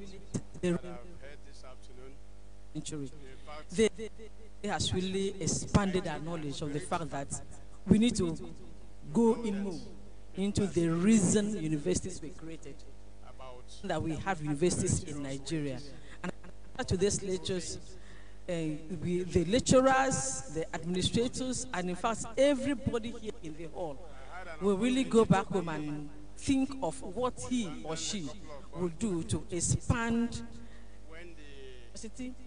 university impact of university more in the decided to honor me on the 70th anniversary of that. the old things. We come in here now, do things that will bring us to fall in the society. That's was education. Thank you very much. Wonderful, wonderful analysis there. I told you it's actually apt, the nice one, the very best of its kind, the first of its kind. And secondly, I am being a member of the university management. What can you say as regards the university setting so far? By the quality of lecture given this afternoon. So thank you very much, sir. I haven't said that. Mine is not a question. we are urbanizing this environment. Rightly pointed out. Prior to this, the setting of this university here, I want to believe that many people don't know about it by then. And Obiekwa was just there. Contribute towards We're talking about the farm, talking about agriculture, we're talking about our engineering seats, and we are really taking the university out that we see and the gown is now really synergizing to produce a better taking them book, again. line and sinker. Because we are not aware of the parameters used Going to be in there arriving as at part of the such university moves forward. Definitely, we are going to greater height. One last question for you, Ma. Being the secretary of the postgraduate school, a whole lot of persons have been clamoring for the postgraduate school when we will fully kick off the postgraduate school. Are we starting the postgraduate school any moment from now? Yes, we have. Currently, we are putting things the quality of life for the resource by National Universities Committee. And as soon as that is done, they will give us the result. And when that result is out, we take off. We admit students. Thank you very much, Ma. Ladies and gentlemen, as you can see, we are actually ready for this. yet our ADI is low. We still have a lot. Or Denmark, you see very high AGI, which presupposes that the people are supposed to be even happier than anybody in the world. So, but how come there are more suicides in Denmark than in Nigeria? So Okay, we still have another participant right here. Please, may we know you? it is My name is Solomon. gap that was seen in some of these definitions and classifications that actually made the World Bank to meet in Bali, Indonesia in October. I think first week of October last year. And now they've come out with a new paradigm of classification. And this has to do with what they call Human Capital Index. And the three primary areas are first and foremost education. Without education, we have not started anything. So education is very important. Of course, it considers also the health. How come children born in the global south, where that we used to call third world or developing country or whatever, before they get to the age of 5, most of them, infant mortality, they are gone. Why? So this new paradigm is telling government that you must begin to look at the health people right from the age of 0, if there's anything like that, so that it can even have the probability of living beyond age 5. And I think if you look at the three this thing, you will now land at life expectancy, which means that the whole idea of the human being is to develop that human being, and then of course for it to live as long as possible, to continue to contribute to the society in which he or she is born. And that's why when you are graduating students in the university, you say that the person has satisfied the conditions of the university in learning and in character. So it is not sufficient to just have the knowledge get certificate from the university and go. There must be that formative aspect of the person to become useful to the society. So I'm happy that the lecturer touched on that, yes, education is good, but education must necessarily be made up of learning and character. So I want to, stop my contribution by saying that, can you hear me? You can hear me, right?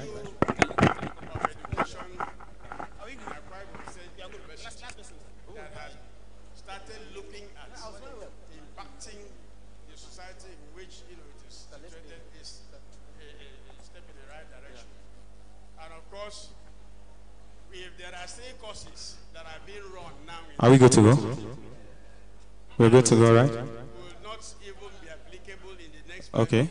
Please okay, let's go. And let us be thinking towards robotics. Okay, another wonderful participant right here. Please, may we know you? I'm Gabriel Otu, Department of Collaboration and Linkages, Akwa Ibom State University. So what can you say about this wonderful, wonderful lecture? It's been wonderful. Since morning, I was seated tight to my seat. I could not even stand up because of the lecture and the way it went. I've been re-engineered, as in so many things ran through me, and I'm very happy to be a participant of this lecture. I'm so happy. It has really taught me a lot of things in my job and the way I should go about it. Thank you very much, sir. Thank you. So nice to have you here. Thank you. Implication.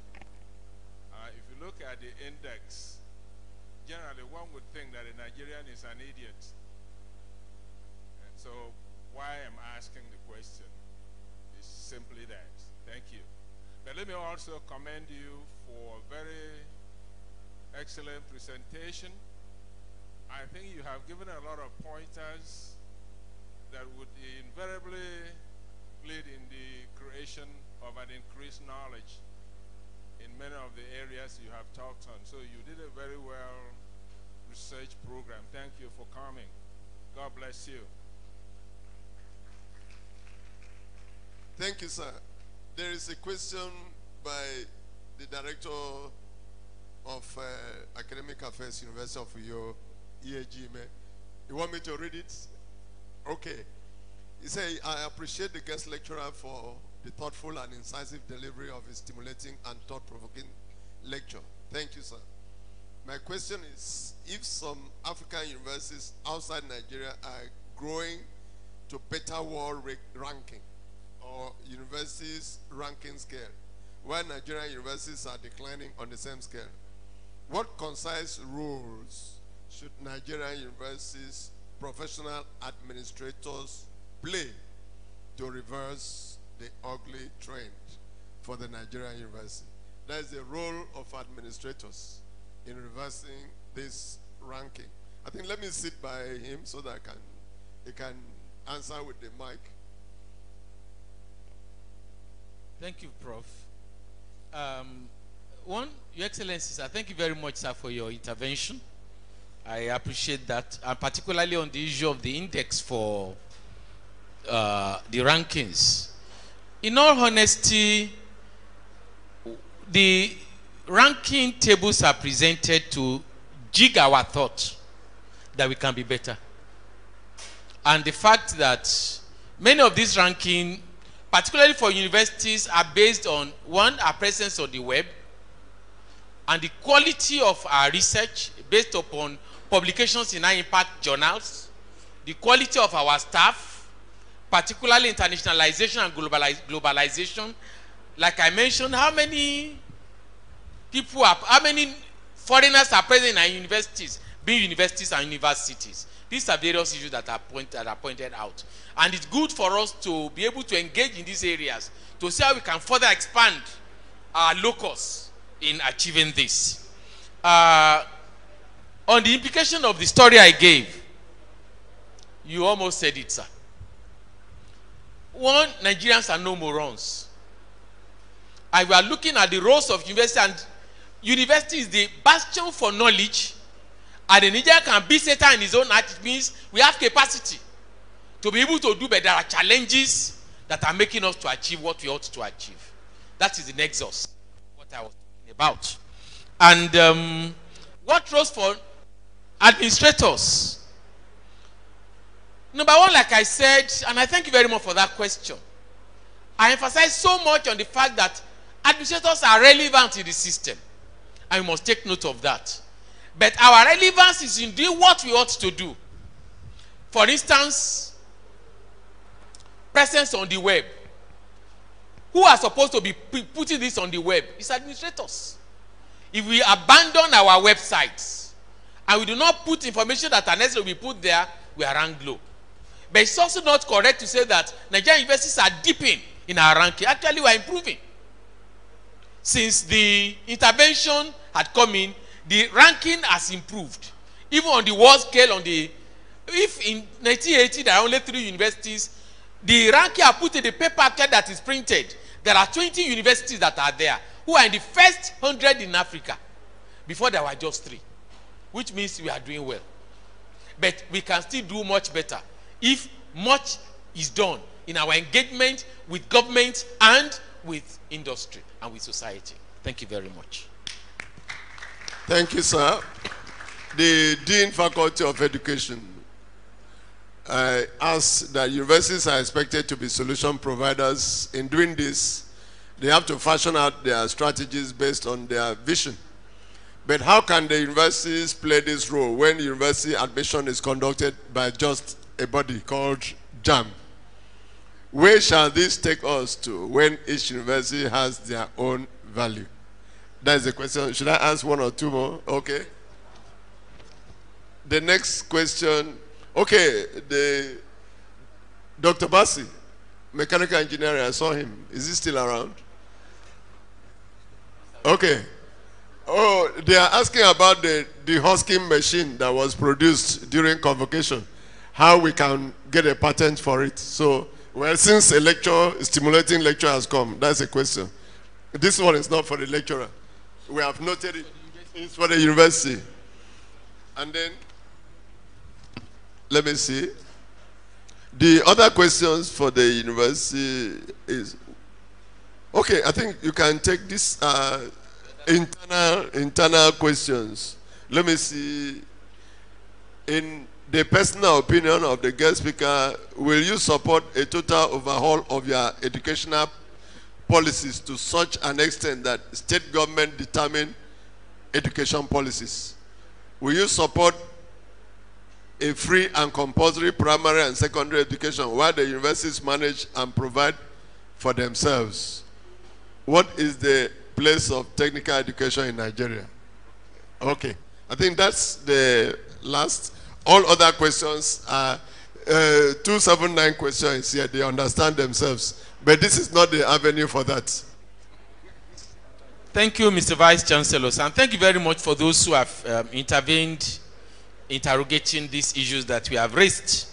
On the issue of admission and quality and centralization, one major problem, Professor Jubril Aminu wrote a paper many years ago on the gate man at Ribadu Road. Remember, AUC used to be at Ribadu Road. And that's the beginning of, and I think Professor Adi Ajayi also reacted to that paper, saying that there was so much of over-centralization of issues in Nigeria. And these are issues that are contending against our developmental capacities. I do personally believe that while in UK you have the university admissions group, where it's just a funnel. I think it was John that was telling me yesterday when we saw about the kind of thing that I was in a lecture last week in Ado Ekiti, where the lecturer said that the manner of admissions now is different from what we used to know. Abuja seems to be having so much derogating on the principle of autonomy and freedom of universities. When I go to interview people for registrarship, I ask, which body admits into the university. It is Senate. By the statutes of the universities, JAMB is meant to be a clearing house. Now that I understand JAMB wants to begin to do their matriculation, I don't know how that is. I hope it's not true, and I believe it's not true. But I heard that last week, and I was shuddering in my mind. When does it become that a clearing house will now be the admission body? It's not done. And I believe university senates will have to live up to their billing. I can say this. What happened sometimes when I was registrar in Ife, there was this policy to say that university should stop awarding third-class degrees. And I remember a professor in the university rose at Senate and said, look, who is NUC to tell us what degrees to award? It is the prerogative of Senate to determine what degrees to award, what candidates to bring in. But it's okay. We already have the policy guidelines. It's okay by JAMB. You must have a merit. You must have catchment area. You must have ELDS. General policies to satisfy nation's interest. Let every university now go back and do it. But when university now decides to begin to go beyond the necessity, then people are going to raise questions.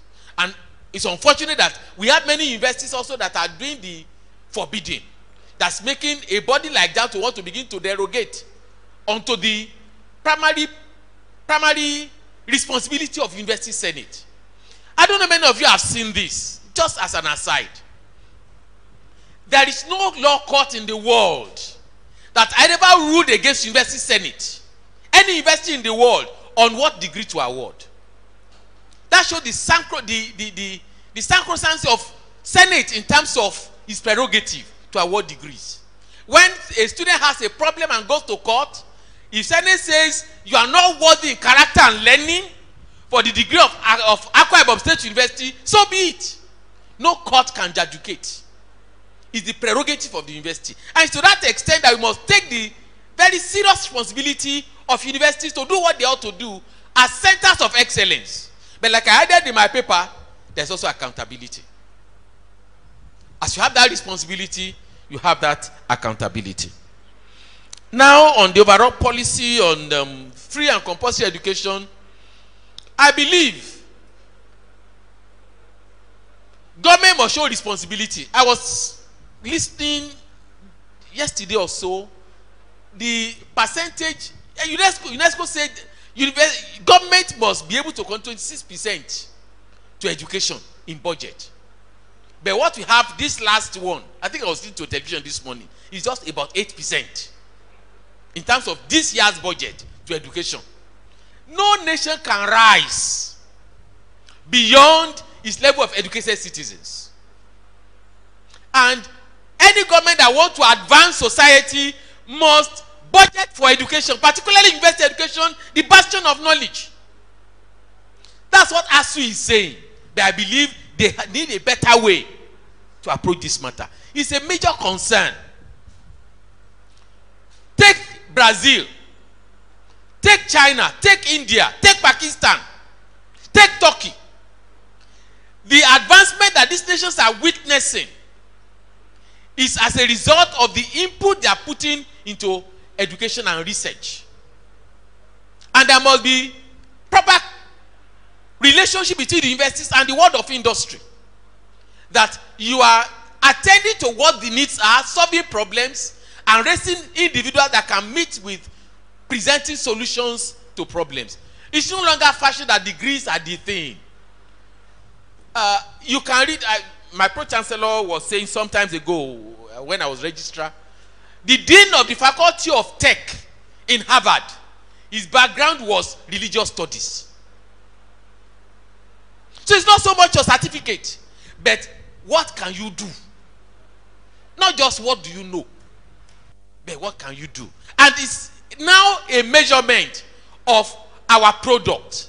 The people we are raising, what can they do? Free education is okay, but I like to say that even in Freetown, there's no free lunch. And the situation whereby government will now, for political reasons, not allow universities to charge appropriate fees is not correct. what is done in advanced countries is that government must bring about instrumentality of institutions that can fund students to pay. The same thing, many of us are able to pay nursery school 20,000 naira for our children in nursery school. We send them to public pay schools. We pay so much. They come to university, they pay nothing or pay pittance. It doesn't work. As registrar in Ife, we had a relation with Lesotho to send their students to come and read medicine in Ife. And we got 20 students. They were paying, each of them were paying $2,000 per semester. $2,000 US dollars was the fee. But to read medicine in Ife at that time cost a Nigerian student 16,000 naira. Look at the input. Compare that with the output. There are challenges. I am a stickler for the fact that if government plays its responsibility very well, it's not a big deal to fund education. Unless citizens know that they have responsibilities, but let there be institutions that are put in place to be able to contribute and assist people to pay. What is done in UK, in America, is loans to university students. But at the primary level, and I put that paper that UNESCO was up until 1990 saying the focus of education must be primary education. But by the turn of the decade, they changed to saying the focus must be university education. That's when World Bank now began to fund universities. There's a reason for it. Knowledge is baked in the university environment. What you call literacy is built in the primary education. The world cannot advance on the basis of literacy alone, but on the basis of knowledge, because knowledge drives society. Thank you very much indeed. Thank you, thank you. I think we've spent some time. Let me invite Dr. Mrs. Eno Ibanga for a vote of thanks. You can just come through. Or where do you want to stay?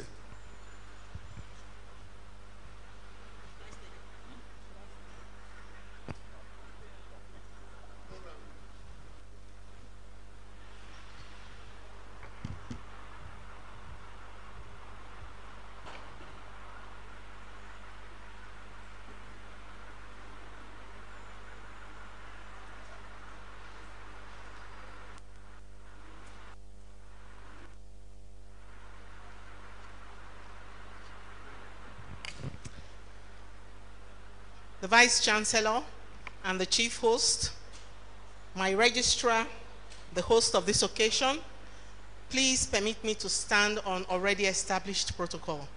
Thank you. Our most valued invited guest and distinguished lecturer, Mr. Ayo Ogunruku.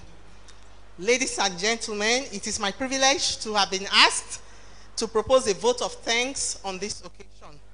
First of all, I thank Almighty God for bringing each and every one of us safely to this event and making it a huge success. All honor, glory, and adoration be ascribed unto his mighty name. And may I please ask us to give our Heavenly Father a standing ovation.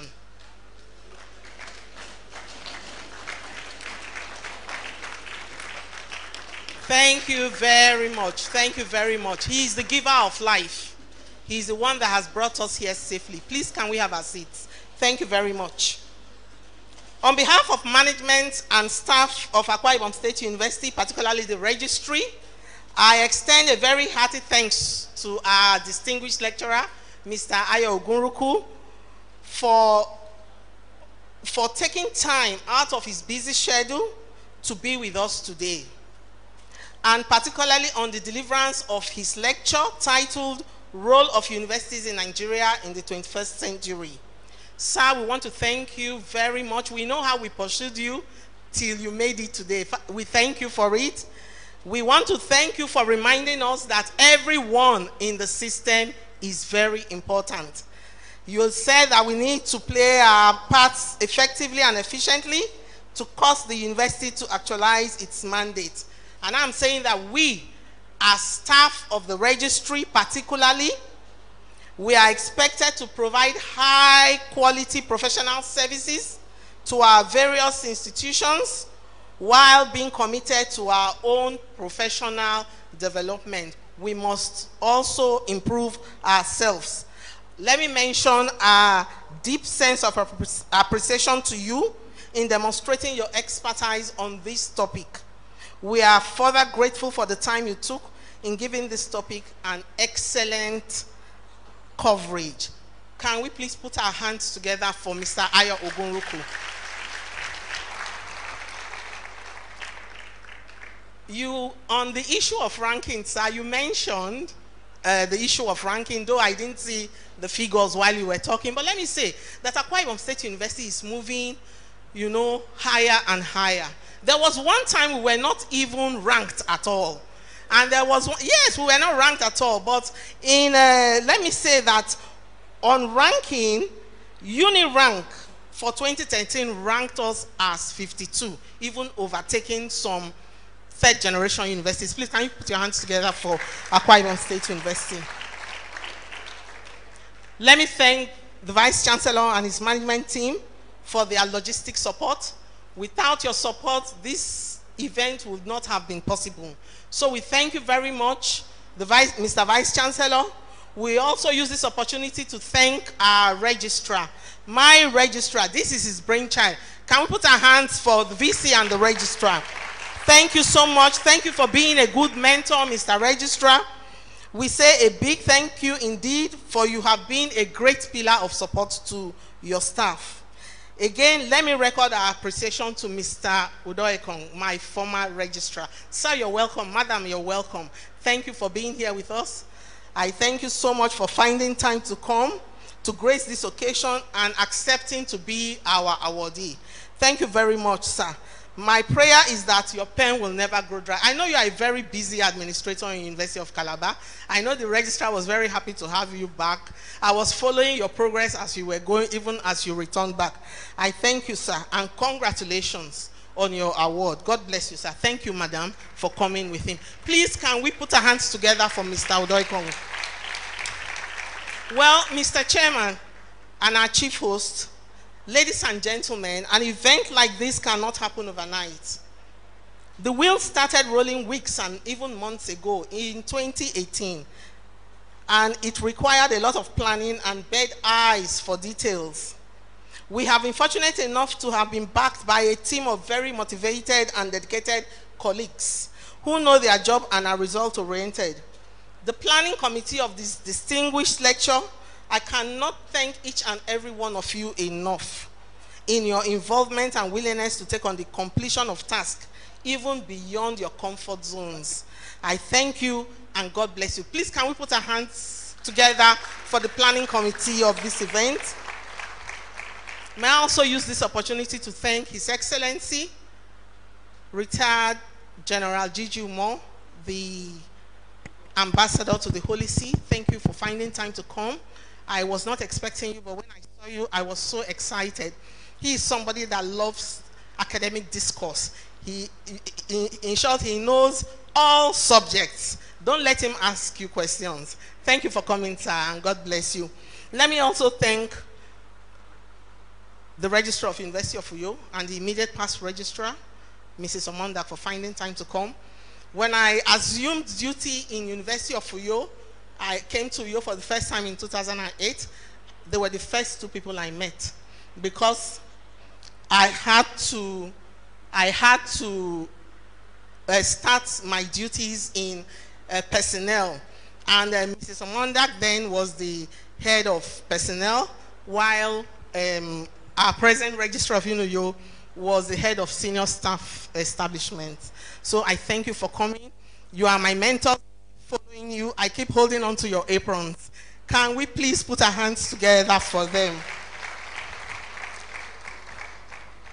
May I also use this opportunity to thank all heads and representatives of all higher institutions, parastatals, and corporate organizations.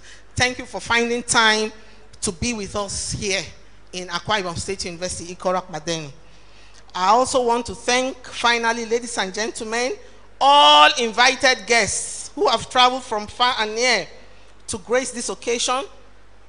Thank you for finding time to be with us. Thank you for taking time out of your various assignments. It has been a great pleasure having you with us. Thank you for making this event a successful one, a colorful one, and especially with your numerous contributions. God bless you all. And I thank you, and you again. Thank you so much. God bless you.